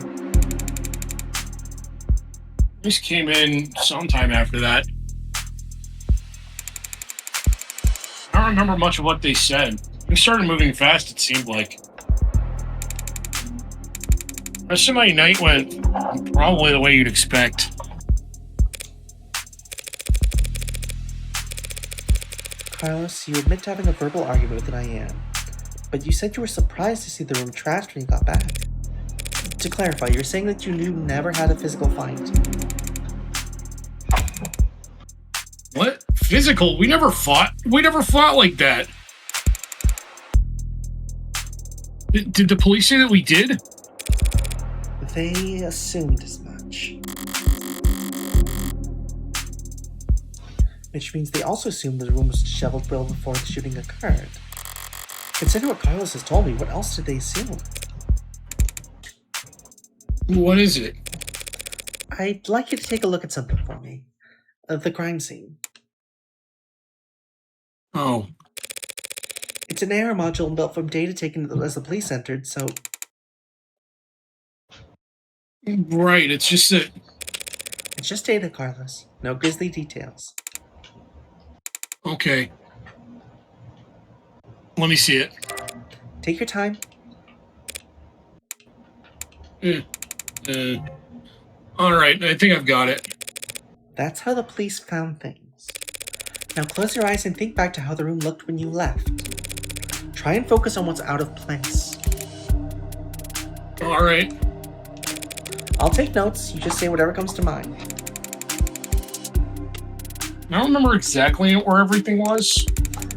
But, well, the mirror was upright, of course.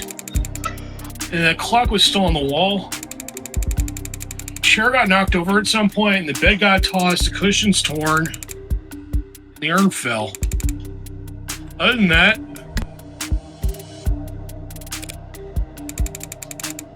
no, sorry, that's all that stands out to me. I see. Like so? What's wrong? Something out of place?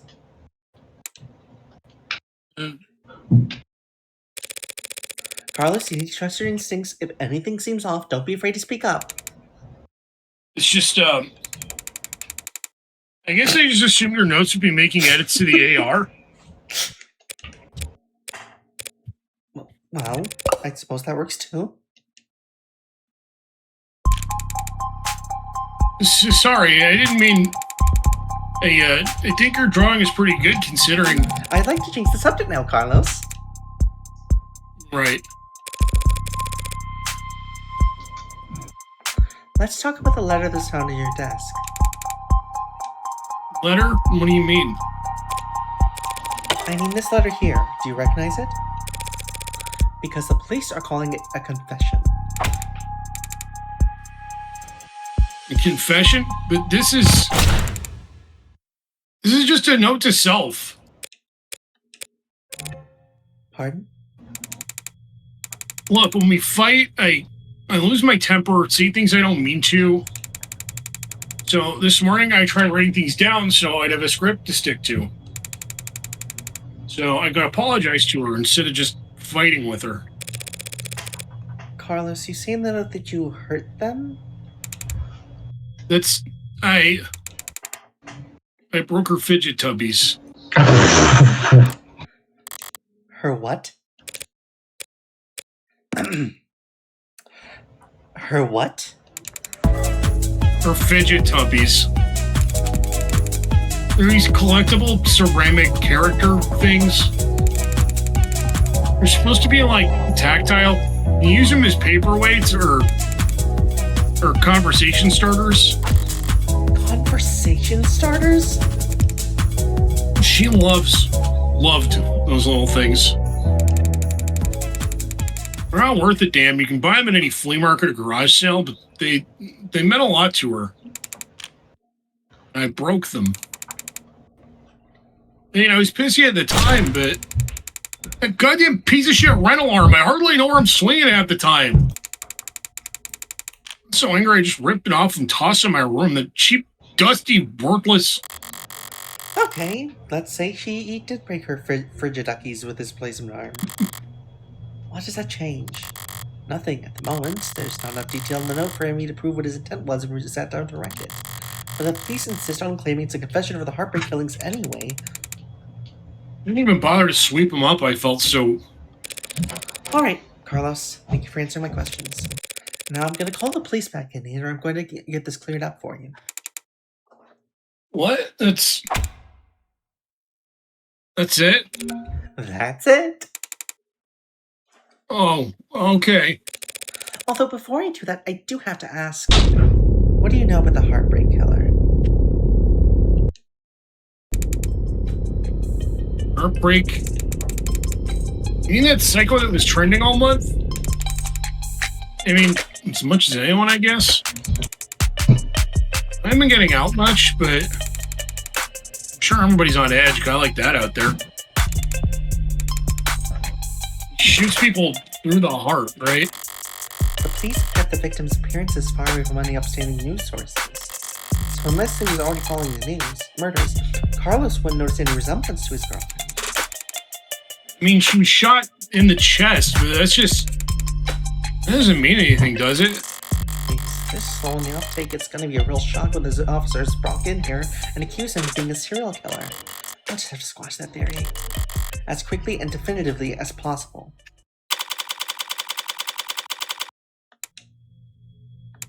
I didn't realize you could smoke in here. Technically, I can smoke wherever I want. For a fee.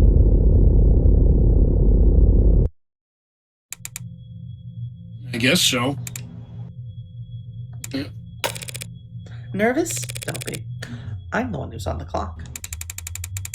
Right. I'm sure this isn't your first time doing this. No, of course not. It will be my first homicide defense, though.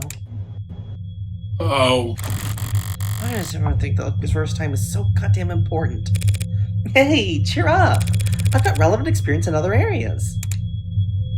Oh. And what areas are those? You ever gamble, Carlos? No, ma'am, I never go anywhere near loot boxes. Don't touch this stuff. I meant more like playing cards. Oh.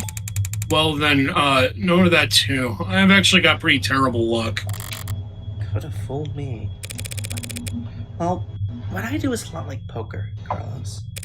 Poker's nice because even if you've been dealt nothing but crap all night long, you can still win. Which makes things pretty fun. Okay, so, you have a good poker face? I like to think so. And are you lucky? Only when the stakes are high. And, in this metaphor, we're playing poker. And the state's the dealer? If only. No, the state's more like the house. You mean like the house always wins? Yes. They're very good at it. Winning, I mean. That's why they're up there and we're down here. That's why they're the house. So what do we do? We play the cards we're dealt as best we can. Win more hands than we lose. Keep it up, and eventually someone will come over and tap the dealer on the shoulder and whisper something in their ear, and then we'll be politely asked to leave. That doesn't sound very triumphant. The house always wins.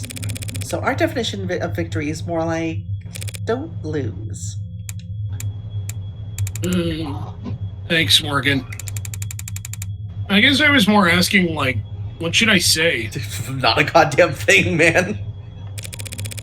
Just leave. I killed her. To me. So that's a strategy. What's up? You know there's a saying about gamblers with strategies? Yo, ready to confess yet? Because I already woke up the DA. Already she must be new. The district attorneys have final say whether or not a case is brought to trial. Only fair, since they're the ones who have to end up actually prove the damn thing. Most of them prefer simple guilty pleas over long protracted trials, and they all dislike having their time wasted.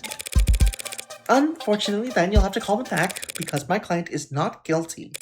And frankly, I'm not even sure you have enough to hold him here. Right. Well, what she said. Carlos, I really need you to shut up. You've got a weird sense of humor, counselor. Different generations, I guess. Before my time, kind of thing. I'm very serious when it comes to defending a man's innocence, detective. Counselor, we have your client's written confession. His written confession, let's start there. Okay, well... We'll be happy to. The thrust of every argument starts with the facts, what's already known and agreed upon. Public knowledge for every player at the table. It's pretty simple, counselor. Real paint-by-numbers stuff. See, we found a note at his apartment with his fingerprints on it, apologizing for how he hurt them all so bad. Now, how are you planning on spinning that? Those are the facts. But I've been building up my hand on it. And now I've got the weapons to answer anything they try and throw at me. Well, my client did write that note, and it was an apology. But not for murder. He was apologizing for...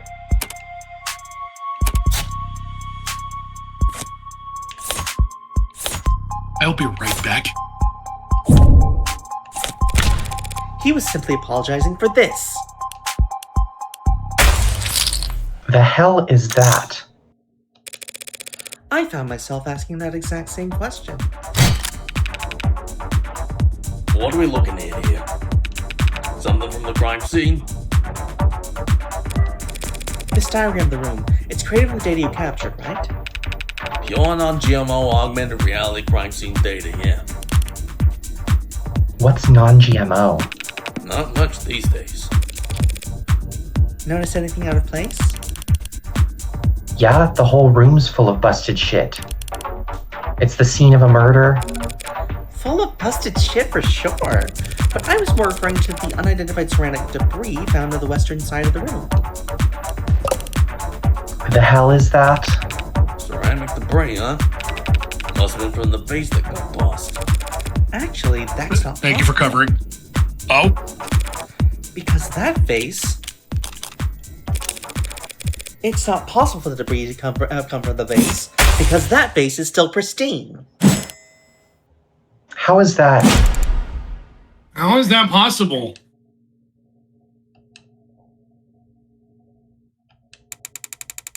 The lady at the garage sale told me it was so old and delicate. Damn it, the one time I try and thrift shop on my own. Well, so what? What does it even matter? Vase doesn't have a scratch on it. Then the debris must have come from somewhere else. That debris is what my client wrote that apology over. You're saying that confession was his apology for not vacuuming? I am, because that pile of rubble is all that remains of the victim's collective fidget Fidget tumbies. What he said. Mr. Flat froze the victim's ceramic figures by accident, and this impassioned note to self was just an attempt at scripting out an apology. Can you prove that? We're taking this seriously? As much as I wish we weren't. We're all in agreement that my client wrote that note, and we can all plainly see the ceramic debris at the crime scene. Now, since it couldn't have come from the vase, it must have come from the collectibles. Simple, right? The hell are you on about? The entire room was trashed, as the arcs clearly shows. Those fidget tubbies must have gotten pulverized during the struggle, too. You really gonna claim he sat down to write an apology for breaking her toys after gunning her down? Not a bad train of thought, but I can do better. No, those collectibles destroyed much earlier than that, and there's proof.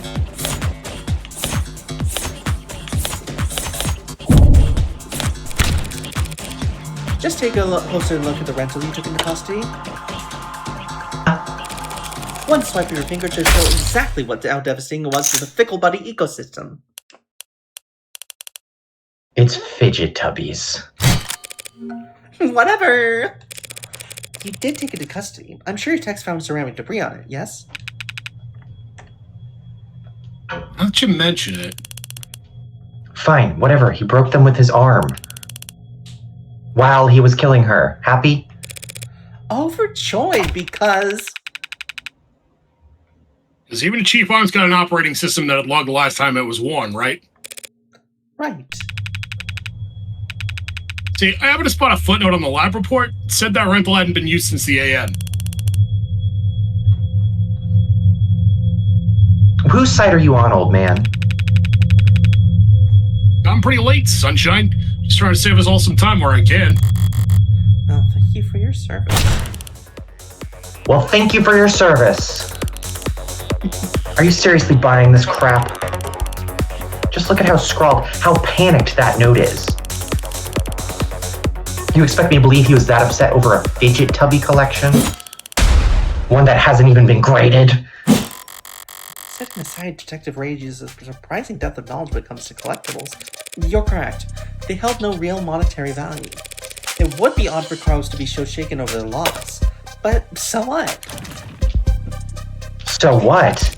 After all, that's not panic you're seeing on that page. Now, the only reason that note looks that way it does is because Carlos is right-handed. Yes, I am. Did they not know that? Shouldn't that be on my permanent record or something?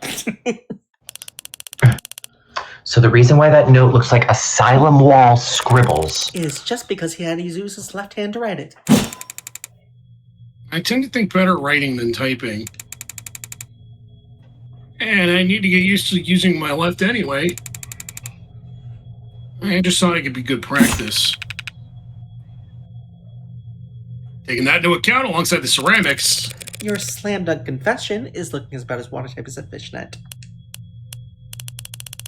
Okay, fine. Forget about the confession. Congratulations, counselor. You've established that your client's remorseless. Now let's get back to the reality of the situation. Here are the facts. We found your client at the scene of the crime, wearing a coat covered in the victim's blood, right next to a big old goddamn gun that just so happened to have his fingerprints on it. That's right, the coat is... What? You gonna claim it's not his? That he actually wears an extra small? She's trying to bait me in her typical low-key fashion.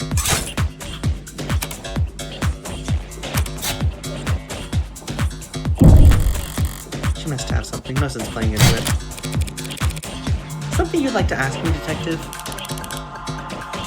I'm just curious. What'll it be next? You're gonna tell me he actually wears an extra small?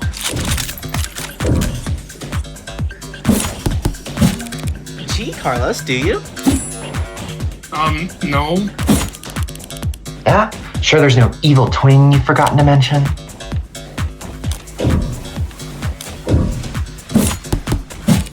No, I'm afraid not. Even gonna go for a mysterious third party at the scene of the crime? To prove his innocence, I will need to get the revenge done. But going there now without hard evidence...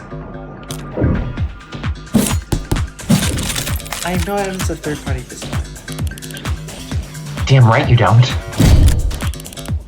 It's clear as day in the arcs. No evidence of anyone but Carlos being there that night. So keep dreaming. It was obvious she had something there. I wasn't going to win that hand either way. But at least I didn't overstep and take any more damage than I had to. We're not contesting any of that, Detective. My client freely admits to holding the gun. He picked it up in confusion after coming home to find a brutal crime scene. Which was not smart, Hey. but not illegal either. And that's all. He had her blood all over his clothes.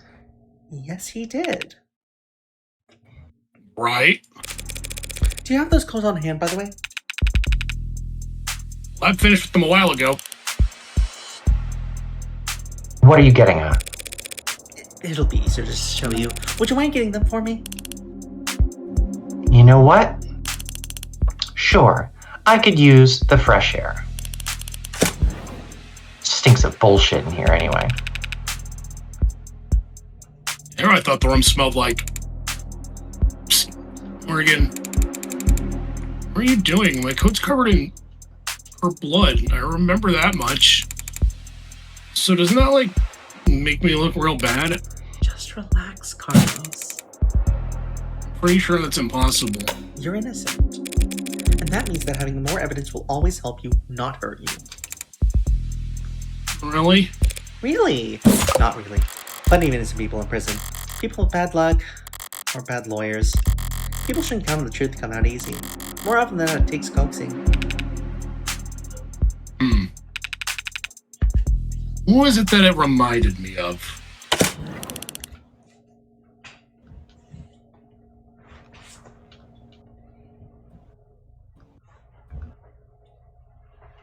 Alright, here it is. Sorry. One bloodstained jacket fresh from the lab. So what's your angle? You gonna tell us this is actually just hot sauce? No, that would be silly. Actually thought it over. So what the hell's your point? Hey, Sorry, just got thrown off by the turn of good fortune. what good fortune? You should thank the detective for bringing you your jacket, Carlos. She's just proving your innocence. My client was arrested wearing this coat. He would have been wearing it at the time of the murder. It has the victim's blood on it, who we know died when she was shot in the heart, by a gun that happens to be an old world pre-tagging firearm. And so this coat proves he couldn't have been the shooter. is there a gas leak in here? In what world does that make any sense? Sense happens to be the key here. I just need to draw their attention to what they can... Alright, Steffi, what do you think it is? Oh, that's a good question. These are the only two options? Oh, I see. Smell, see, or... Touch.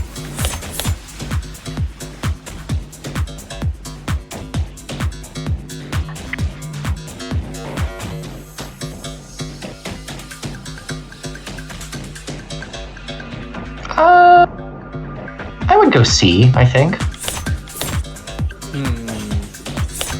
I'm really not sure. Just do me one favor, detective. Tell me what you smell. I don't smell anything except dried blood. Exactly. The coat smells like blood, but it doesn't smell of... Cigarette! That's what I've been smelling.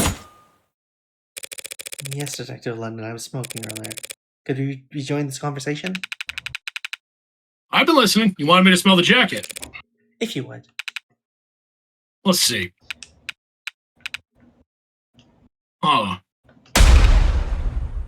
No gunpowder. What? What about gunpowder? Oh, don't blame yourself for not noticing. This was before your time. You can't be more than a few years older than me. But not before your partners, it seems.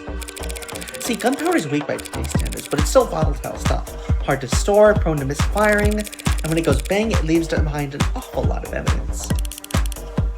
The hell is she talking about, London? Modern firearms like the ones we carry use electricity, magnetism, even air pressure or sound waves. Got more accuracy, more firepower, less recoil, less noise.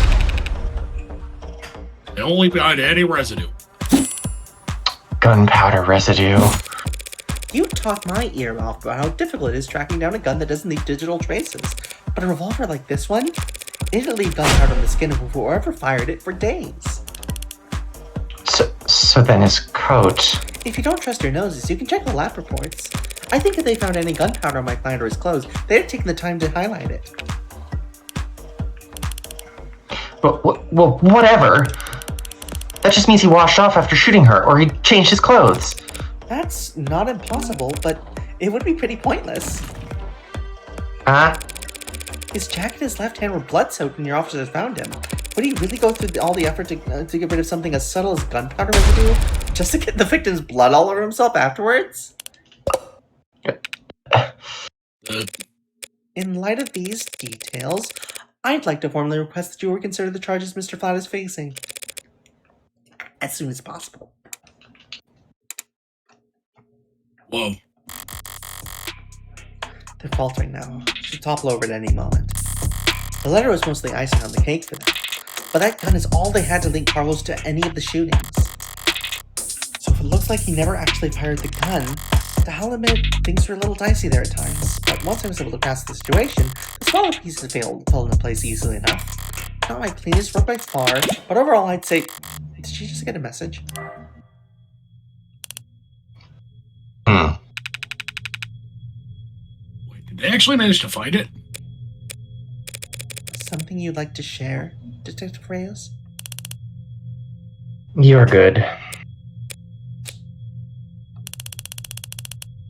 Twisting the truth into knots, making the facts work for you. Thanks. But your luck just ran out. Because the net scrubbers found a cam active at the exact moment of the shooting, and right now, I'm staring at a photo of the killer. Wanna bet? Oh shit. A photo of the shooter? If they had that, we wouldn't still be talking. But I doubt she's just pulling this out of her ass. She's got something from the scrubbers. I'm not sure I followed, Detective. Didn't we establish that there was an optics blackout during the shooting? Sure, there was. But this isn't from optics. Good thing I held my tongue. As I thought, the scrubbers must have managed to dig something up from outside the network. Which means... Party's over, counselor. Feast your eyes on this! Well, okay, the quality is lacking. Yep, there it is. They managed to find a core needle of evidence in a whole city of block of haystacks. Oh, another gun. goddamn chances. No, with the scale their tools operate on, I guess the chances are always in their favor. Right, this isn't good, but it's far from the worst case scenario I envisioned. You can even say I got lucky, which means the stakes are... Well, it's a little bit... Blurry. don't look at me. I didn't take the damn thing. Technically, no one took it. Looks like at the time of the shooting, a neighbor was on their phone. Probably venting about how crazy the couple across the way was acting. The phone was on, its camera would be on. And so we managed to get this shot through the window. Where to begin? Far away, unfocused, ultra low resolution, zoomed in, blurred, color shifted, and so compressed it looks like it's from a Sentry.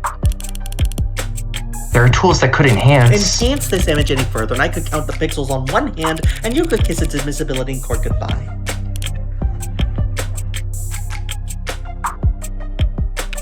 the Damian Wayne. You can't honestly claim that you can identify my client from this image.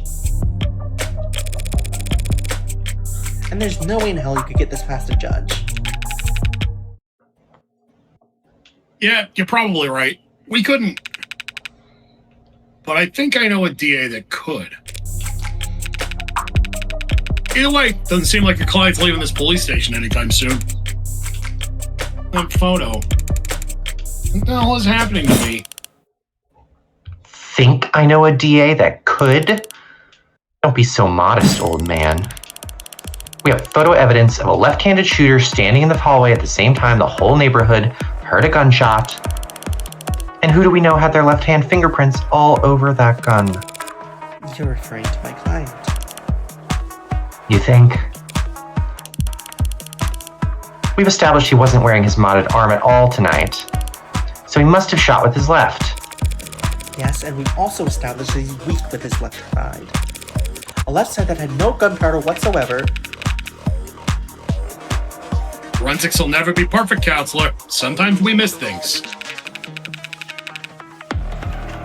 Sometimes you take a walk through the rain, and when you finally get where you were going, somehow end up dry. That doesn't mean it didn't rain. All of which is to say, before judge and jury, photographic evidence outweighs a failed sniff test. Carlos is innocent. I know he is. But that photo shows a left-handed shooter. Carlos is innocent. The photo is real. If both are true, then that means that photo doesn't show what it appears to show. So, at a loss for words. Never. I'm just confused about one thing. Where was this photo taken from exactly? Exactly? Positional data is usually only accurate to the nearest public router. We DN on the phone's owner and ask them where. Why bother with any of that? Ballistics and common sense tell us that the perp shot from the room's doorway. The front entrance of the apartment faces to the south. There's a hallway that runs back to the bedroom. We're looking straight at the shooter, so it's pretty obvious that this was taken from across the north window. From the north? If this is from the north, then why did we clearly see that? It's not that complicated. The neighbor who got the shot must live on the other side of the street. So we're looking into the bedroom from the north window. If she's wrong, I should seize on the opportunity to start turning the tide. I'm afraid that's simply not possible, Detective. This photo has to have been taken from the west. What kind of bluff is that supposed to be? The good detectives are misinformed here, and I need to take advantage of it. Time to press the initiative. The hell do you mean this was taken from the west? The autopsy tells us the victim was shot from the doorway. Your officer's ARC data tells us the precise location of everything in the room at the time they arrived. And now your photo shows the exact moment of the shooting. And?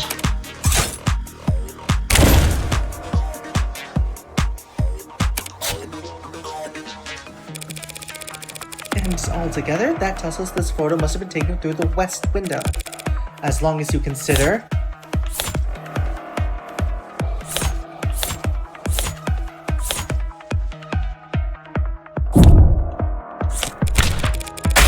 Just take one look at the clock in that photo.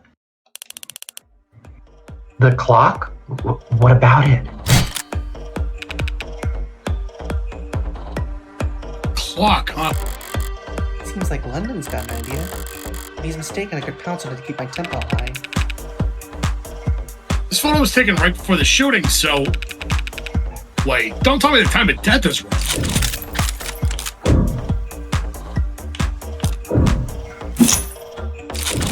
That's a good question, Detective London. But the answer is no.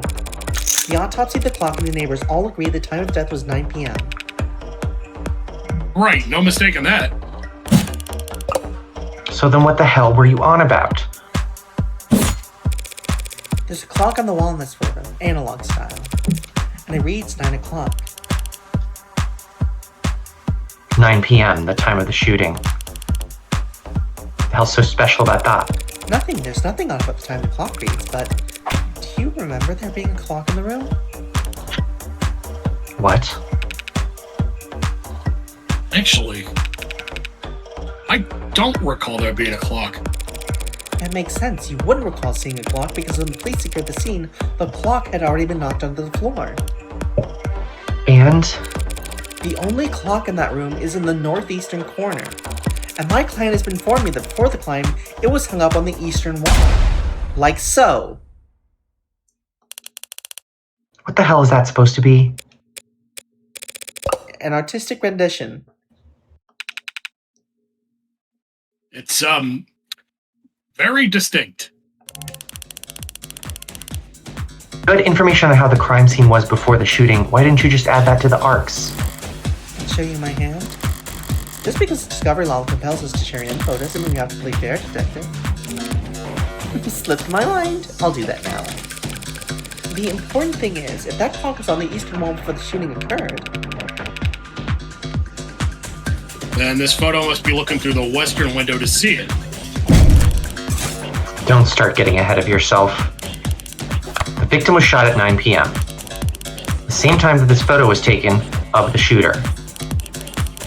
But you want to claim that that clock's still on the eastern wall when it would have been knocked down during the fighting. you've got your logic backwards, Detective. Your precious photo shows the room was in pristine at the time of the shooting, and there's one other piece of evidence that proves exactly how the cards fell.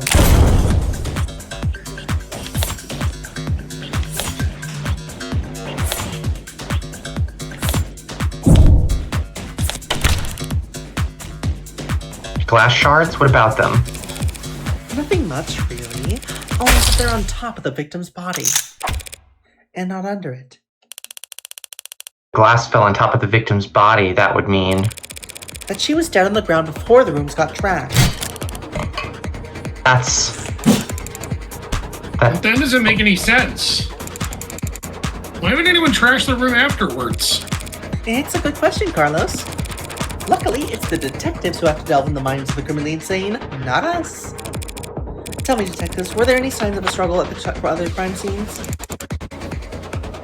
Other crime scenes? No, nothing like that. Those attacks would have been over in a matter of seconds. So what did you think when you saw the mess in the bedroom? That this was personal and things had gotten complicated. Shit happens. Shit does happen, detective. But in this case, it seems there's been general misconception about the order in which shit happened. So what if the room didn't get tossed over until afterwards? He still shot her. And we have a photo right here. And I'm glad you do, detective, because that photo proves my client's innocence. Proving that it wasn't my client who pulled the trigger is difficult, and maybe more importantly for all of us, time-consuming. Thanks to your photo, I can stand to prove that it couldn't have been my client who pulled the trigger, because the man in that photo can't possibly be Carlos. Like hell it can't. The glass shards prove the room was pristine at the time of the shooting. And we know that until the room was tossed, that clock was on the eastern wall. Which means that this photo of the shooter was taken from the west. Back to this shit. That's impossible. The only hallway in that apartment runs from north to south. The only person with prints on that gun is your client. And the only fact that matters is that he used it to murder 6 innocent people. You're a very honest person, detective. Excuse me? That's why you're such a shitty gambler. You've played your cards too early, and now I can steal the pot right out from under you. You're right about the hallway's orientation. You're right about the prints. And this HK figure has claimed 6 lives. But we aren't looking at the hallway in that photo. What? What we're seeing is...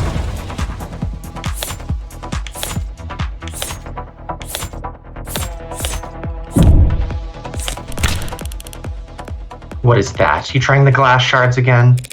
Sort of. By the way, do you recall where those glass shards came from? Yeah, sure. They came from a... From a standing mirror. A mirror that at the time of the shooting stood across the room from the western window. But then that would mean... That angle, from that viewpoint. It would reflect the hallway. So we're not seeing the shooter with the gun in their left hand. We're seeing the killer take the aim with their right arm. And as we all know, my client hasn't had a working right arm in a number of weeks. And he hasn't worn his rental since this morning. So I meant what I said about the photo. I'm glad it was recovered. Because it just proved my client couldn't have possibly committed this crime. That should be the end of it. Except it looks like Detective Reyes really is a novice gambler. Sunk cost has got his teeth in her now. Clawing up her spine, whispered wounded pride in her ear. It's a cold sweat, hot palms kind of fever. The impotent, irrational fury of losing something you thought was guaranteed yours. But lucky for you, Detective, I'm well versed in shock therapy. You look dissatisfied, Detective Reyes. That's one word for it. Then allow me to put a nice bow on everything for you. In summary, my client's so-called confession was just a note to self. The police found him himself, reeling at the death of his girlfriend, and arrested him for being next to the gun he forensically couldn't have fired. After being confronted with these facts, you received photographic evidence of the exact moment of the shooting, and instead of utilizing said photo to track down the real killer, you tried to claim and convicted my client, a man without the requisite limb, standing in an architecturally impossible hallway. That's... He could have had a backup arm. He could have stolen one. Stalkers can be charming, but this kind of desperation is ugly. It's getting late. It's time to bare my fangs.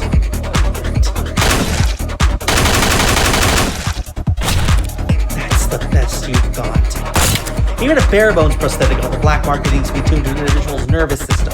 He'd have to bring it into a clinic, which would have a record on his shoulder OS. A record you won't find. And he'd still have to somehow have gotten rid of it before the police arrived. SOP at the scene of violent crime calls for full spectrum scanning of the entire building and 100 meters around it minimum. So where, Detective Reyes, did he manage to hide a cybernetic arm from your drones in the time between the shooting and his arrest? Well?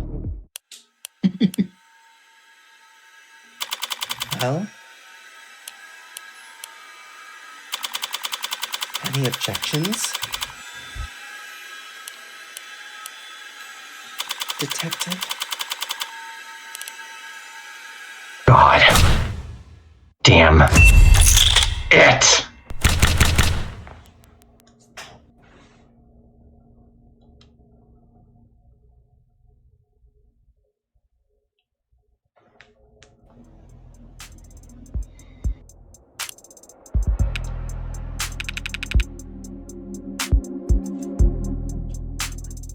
Show me a hand, Flat. You're handcuffing me? In light of the evidence, we have no reason to hold you. Now I gotta go call the DA. And tell her I made a mistake. Not we made a mistake, huh? Listen, kid, you should know. Detective? I lost my train of thought. But hey, your attorney's a real tiger, and she just fought like hell for you. Make sure you thank her properly. Public defense doesn't pay that well. That's kind of you to say, Detective, but my work is its own reward. Sure. I feel exactly the same, counselor. What? What happens now? I'll have to speak to the DA about the dismissal. And there's still some paperwork we'll need to go through. But basically, you're free to go. And congrats! You get to leave the casino with your kneecaps intact. Yay. What am I supposed to do? The detectives will continue the investigation. Investigation into heartbreak, huh? Yes. When the authorities are satisfied with the examination of their body, they shall be handed over to the next of kin, and then you can make funeral arrangements. No, that's not what I... Diane being gone is bad enough. The serial killer? It's like she died of the flu. It doesn't happen anymore. People die of the flu all the time, but I know what you mean. Can't make sense of it. What am I supposed to do? Hell if I know. There are some contacts I could give you. Services, professionals, doctors. No, you've done more than enough for me. You got here, I was too tired to even defend myself. Try and convince him that I didn't. You saved me. Thank you.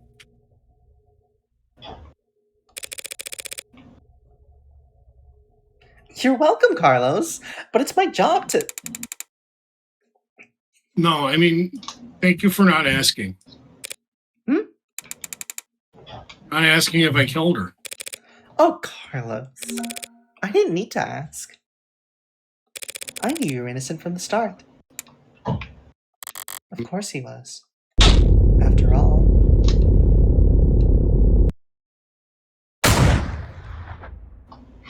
I knew it! The blood's always different. Heart's always at the same place, easy to find, hard to miss. But the blood's always different. A flowering stain unfurling towards an invisible sun. A perfectly unique bloom. Only one for each of us. A Rorschach test with a singular, universal meaning. Vitality at its climax.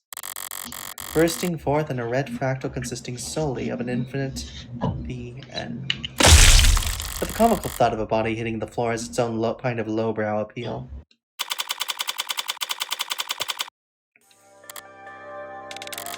Bullet number 6 of 6. The gun's empty. It's useless to me now. May as well leave it. Feels like a waste, but... whatever! Finding the ammo is almost enough of a hassle to outweigh the advantages. I could sell an untagged gun for a fair bit of cash. But cash can't buy you peace of mind.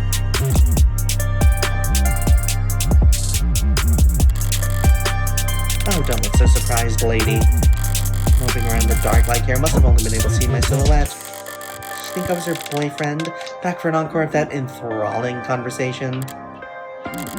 Can't ask her now.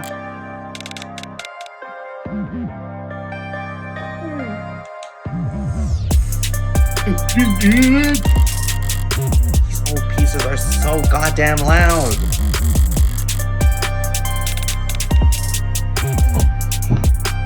People aren't even familiar enough with the sound anymore to know to run the other way.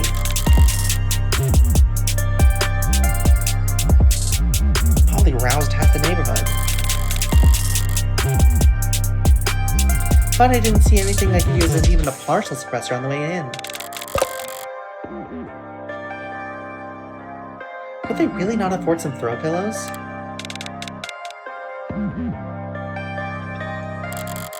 They use the other type bullets in the outdoor spaces, in small spheres of blind opportunity left that the city's eyes couldn't think to pierce. The place is usually full of trash. But this room, as cheap as it looks, is at least clean, organized even. So the corpse adds a certain satisfying contrast.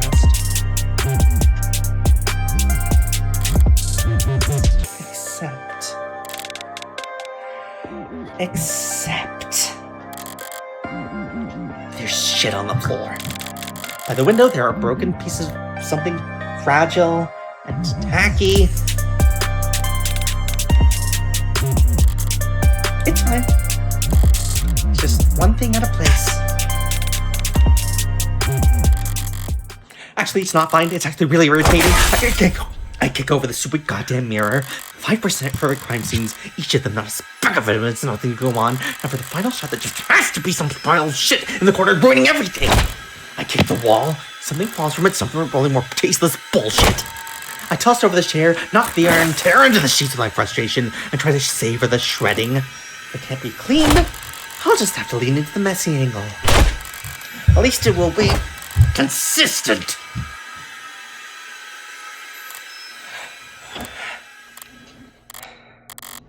This was all so stupid.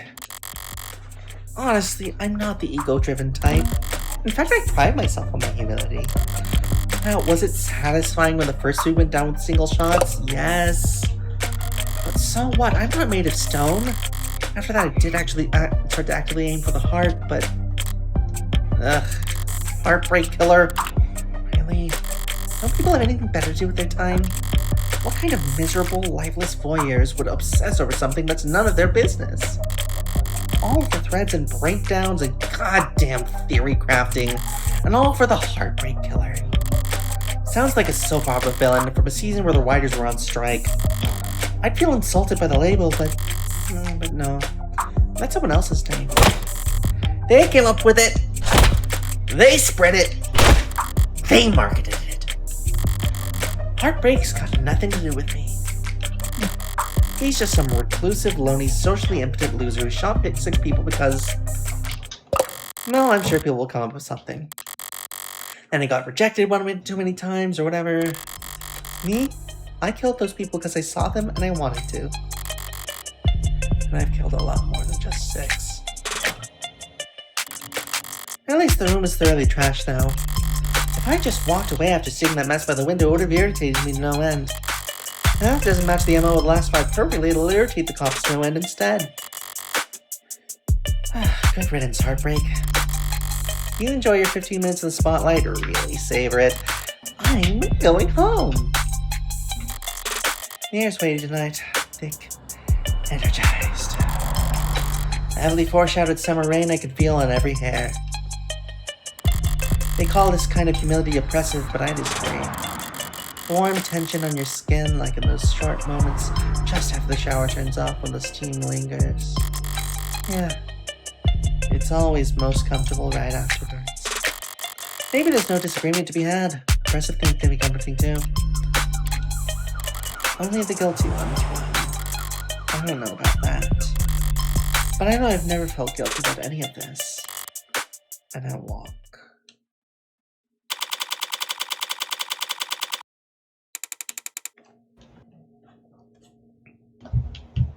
Sorry, using my left is still... And that's okay, you can just do initial knee spots. I took a scenic road home, courtesy of our fine city's sprawling public transportation. I got in a bit after 11 p.m. Had myself a thorough shower, drank a glass of milk, did some stretching.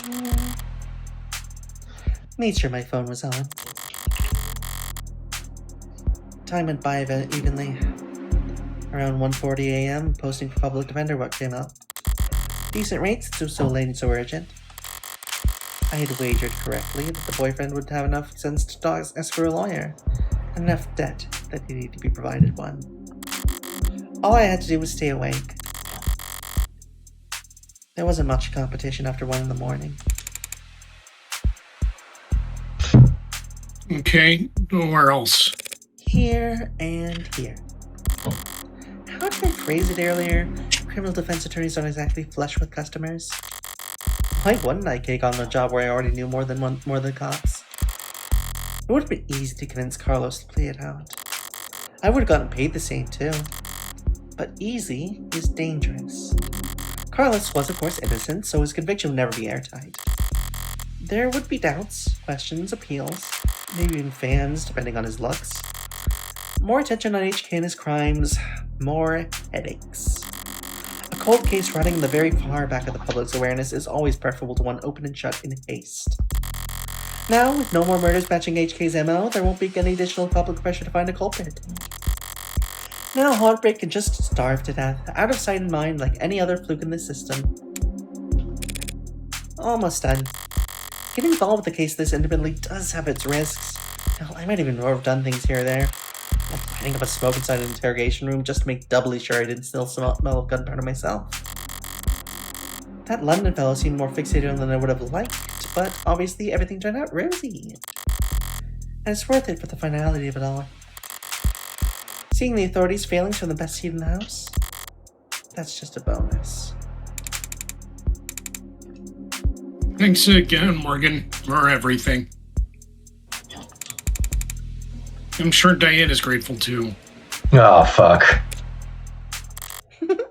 Funny. I didn't even know her name.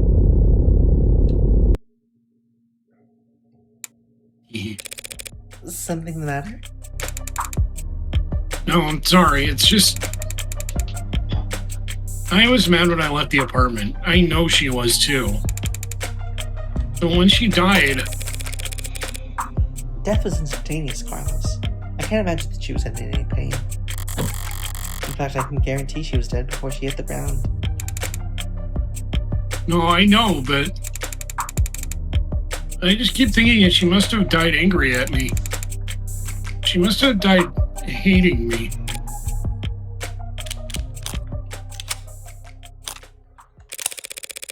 To tell you the truth, Carlos, there's something I've been wondering about myself. What is it? Something I noticed in the ARC data that I didn't quite understand. A piece of the puzzle that I couldn't fit in anywhere else. But maybe you can make the sense of it.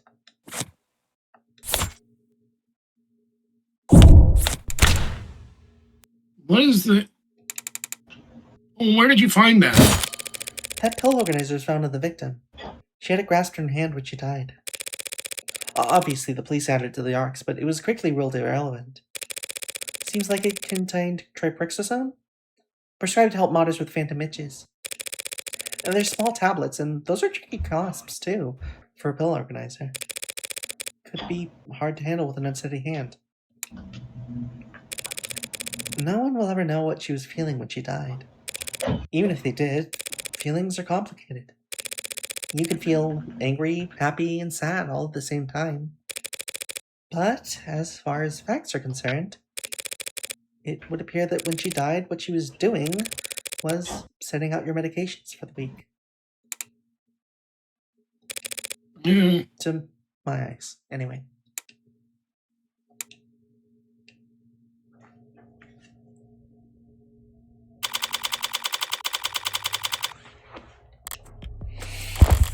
Long night. That was too far just now. Practically rubbing his face. It's not like I care about his feelings. I don't ever see him again. But overstepping like that is pure hubris. And hubris indicts a downfall. So why? Why did I even bother? It was the last piece of the puzzle, I suppose. I'll just need to show more restraint next time. Though there won't be a next time for Heartbreak. The gun's in custody, there's no more bullets left. There won't be a seventh victim, there won't be any more leads to pursue. The media will move on to their next obsession. I'll move on to my next MO. And no one will ever... Alright, Sophie, this is the character I wanted you to play. Oh, okay. Found you. District Attorney Rockford.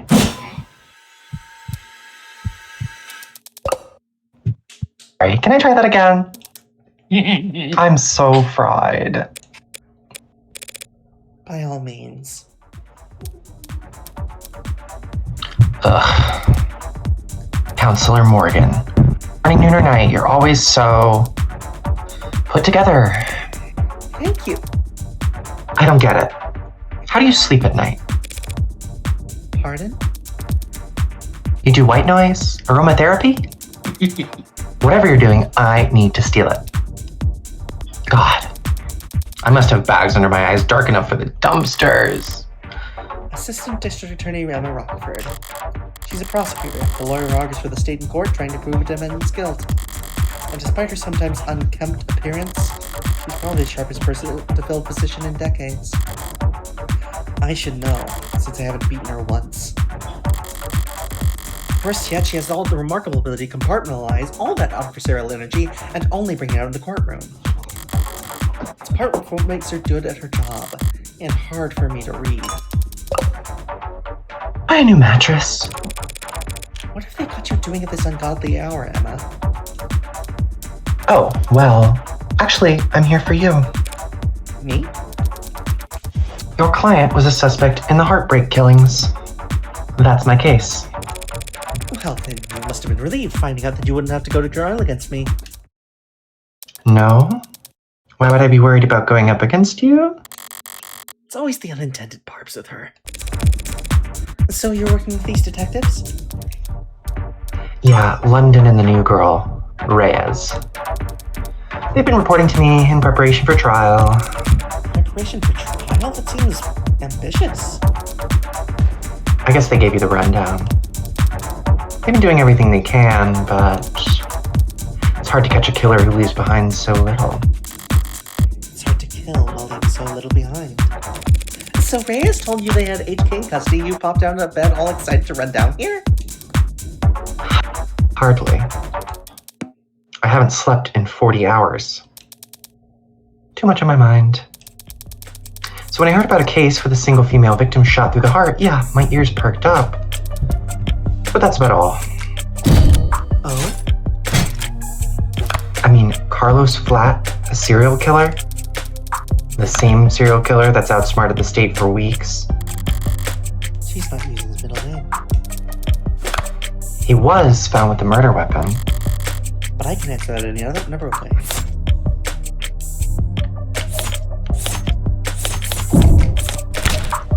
That may be true, but But then I glanced at the report. you glanced at it? No gunpowder residue on him or his clothes. Right. Be remorseful to apologetic in that note. Whatever it was about, his dominant arm modded with documented sensitivity issues. Never could have made shots that clean. Not without getting close enough to leave scorch marks. Not to mention he's too tall for the ballistics entry angles. And probably too heavy to not leave imprints. She got all that from a glance? But I'm sure a competent lawyer like yourself pointed all that out the minute you walked in here. Of course! Worst part is she's not even being sarcastic. Yeah, of course it couldn't have been him. Hmm? Long-term relationship, physically imposing, argumentative, so not the type to bottle things up. He didn't match the profile. Profile? Yeah, Right, sorry, you've probably never heard of it. I know what a goddamn profile is. Profile is a reconstruction of criminal psychology based on evidence from their crimes. Kind of falling out of fashion for the last few decades. Not much need to guess about the why when 99 times out of 100 the who is caught on camera. Or before they even leave the house. I've had to find some real fossils and oddballs to get advice on how to go about it. But I think I'm getting the hang of it. So this profiling, it's some kind of investigative technique? The theory is that a crime can tell you something about the nature of the person who committed it. Stabbing? Overkill. Points to passion, rage, lust. They probably knew their victim. Poisoning guns, meanwhile, suggest they can't overpower their victims physically. And then there's the things you can assume about nearly all serial offenders. Childhood trauma, prior criminal record, few or no meaningful attachments. There's a lot of recurring themes in their stories. So how much can his crimes possibly tell you? That he's diligent, almost perfect. Highly intelligent, painstakingly organized, and with enough criminal connections to get his hands on an untagged firearm. It's rare to see her this animated outside the courtroom. It's almost like she's enjoying herself. A sheltered house cat who's picked up the scent of a mouse for the first time. A lone wolf, educated, but All her playfully lethal instincts coming to life. probably overqualified or undervalued. I'm not thrilled about the fact that in the metaphor I would be the... Know what I mean? Definitely! And considering the marksmanship, The detective said HK would have needed insider information on optics. Does that mean heartbreaks in law enforcement? never in 10 billion years. Oh. Antisocial, independent, despises authority. That'd be like a stallion applying for a job on a merry-go-round. They'd be kicking kids in the head after the first full rotation. Right, that's exactly how I'd put it. There must be some connection to the police, though. Maybe secondary or tertiary? These types can't help but insert themselves. Insert themselves? I don't do anything resembling that. Wait, if HK's not a cop, how do they know about the blackout timing? Crime metastatistics analysis, probably. Pardon? Take the emergency response times from across the city and map them out. Look for brief spikes and delays. Chart out the dips and... Sorry, technical, I know. But all the requisite data is publicly available. With a map, a spreadsheet, a calculator, anyone could reverse engineer the timing if they wanted to. That is such an unpleasant thought, Emma. Well, at least this heartbreak maniac will slow down now that he's lost his weapon. He didn't lose it. He chose to leave it behind. That tells me he's confident he can do just fine without it.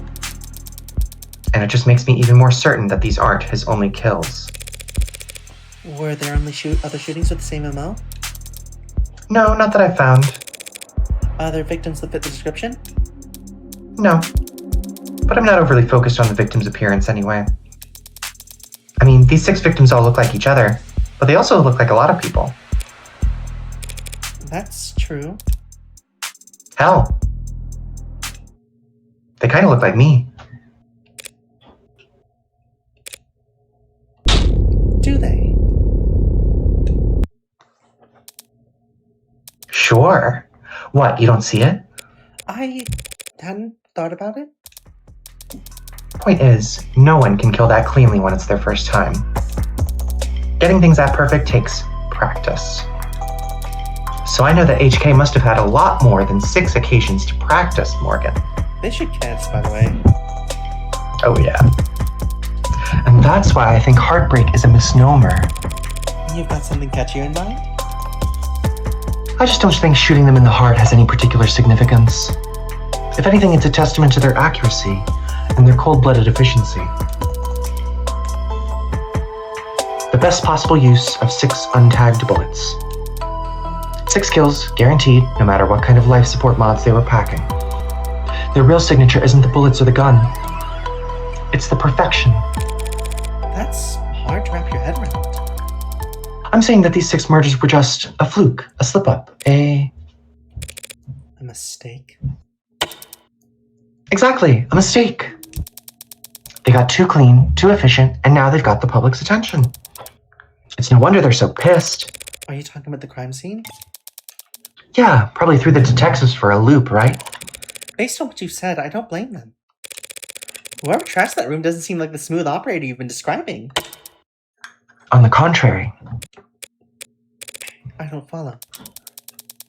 This was the last bullet, their last shot. The other 5 were perfect. So if anything was out of place this time around, they must have thrown one hell of a temper tantrum.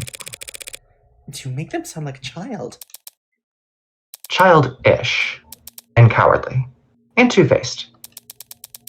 Someone who hates to lose almost as much as they love to win. Your profile tell you all that? That? No. That part's just... takes one to know one. So to summarize, you're looking for a cold-blooded, faceless, perfectionist killer who you think has no persistent MO or victim type. In a city with an 8-digit population. Well, good luck! I don't need luck. I only need more information. Well, I'm sure the city will be happy to provide you with more resources. No, Morgan. I mean I need more crime scenes. Oh. That truth is, if Heartbreak walked away today, I'd never catch them. Only way my net narrows is if they keep piling up bodies. Not a very fair trade, is it?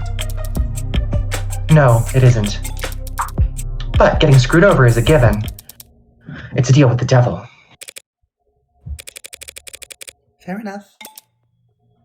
Woof. Okay, that rant was pretty morbid and detailed.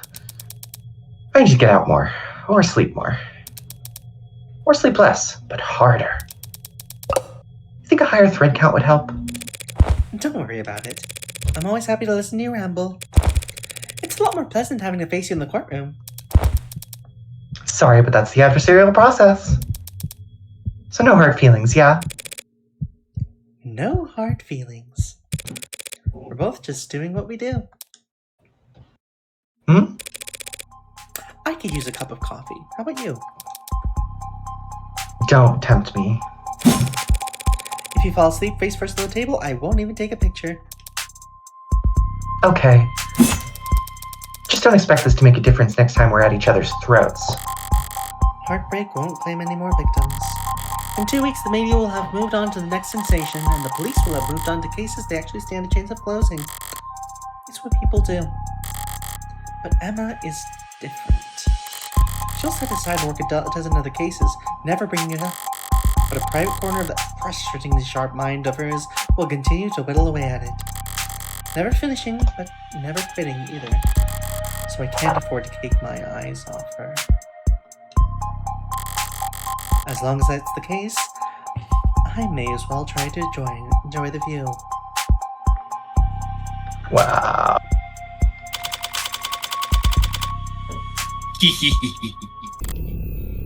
That's crazy. Which means you're going to be living with my friend for a while. For how long? I'm sorry, I don't know.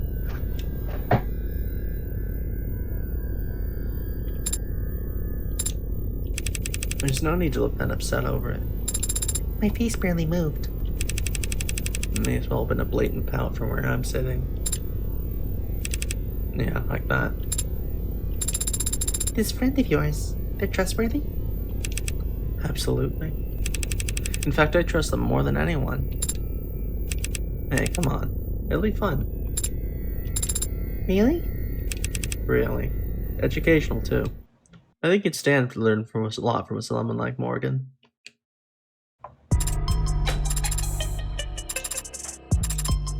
And that's episode 0. Yay! Wow. Pretty cool. Zelia in chat says, here's the twist. This isn't Yuri Ace Attorney, it's Yuri Death Note. Hell yeah. Do love that.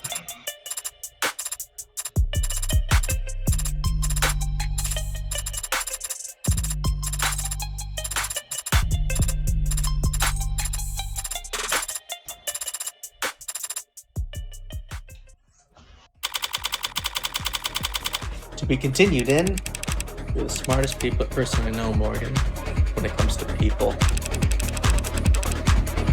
Personally, I think it's cruel to bring something that flawed into the world. We're criminal defense attorney and we're at a crime scene. I think I can guess what happens next. I've never stolen anything that wasn't already compromised. Worked hard and the company to have you set for life. And after, too. I'll tell you how many musicians I've seen screwed over by a big smile and a fat signing bonus. So that's not just a lawyer job thing? You dress like a doorman on the weekends, too? Compared to determining faults, determining cause of death is like a breath of fresh air. The company wheels don't stop spinning for anything. We can't hope to keep this quiet for very long. It's a million times more likely than the alternative. That Heartbreak could ever stop themselves from killing. Father said that you owed him. I don't do anything out of the goodness of my heart. But when I take a job, I never half-ass it.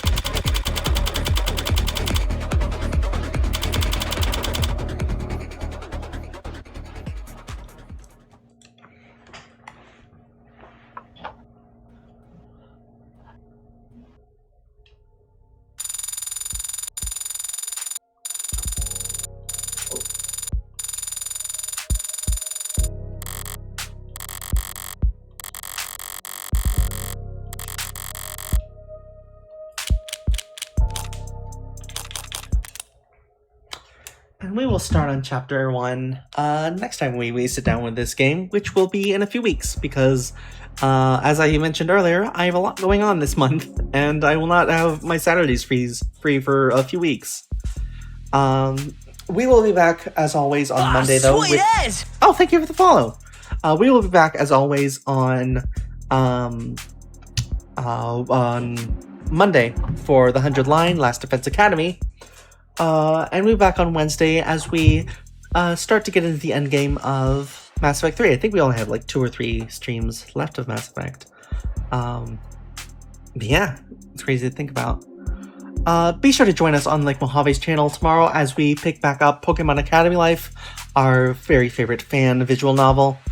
I'm going to be rating us out to Caden Jensen, who is currently streaming Breath of the Wild. Yay!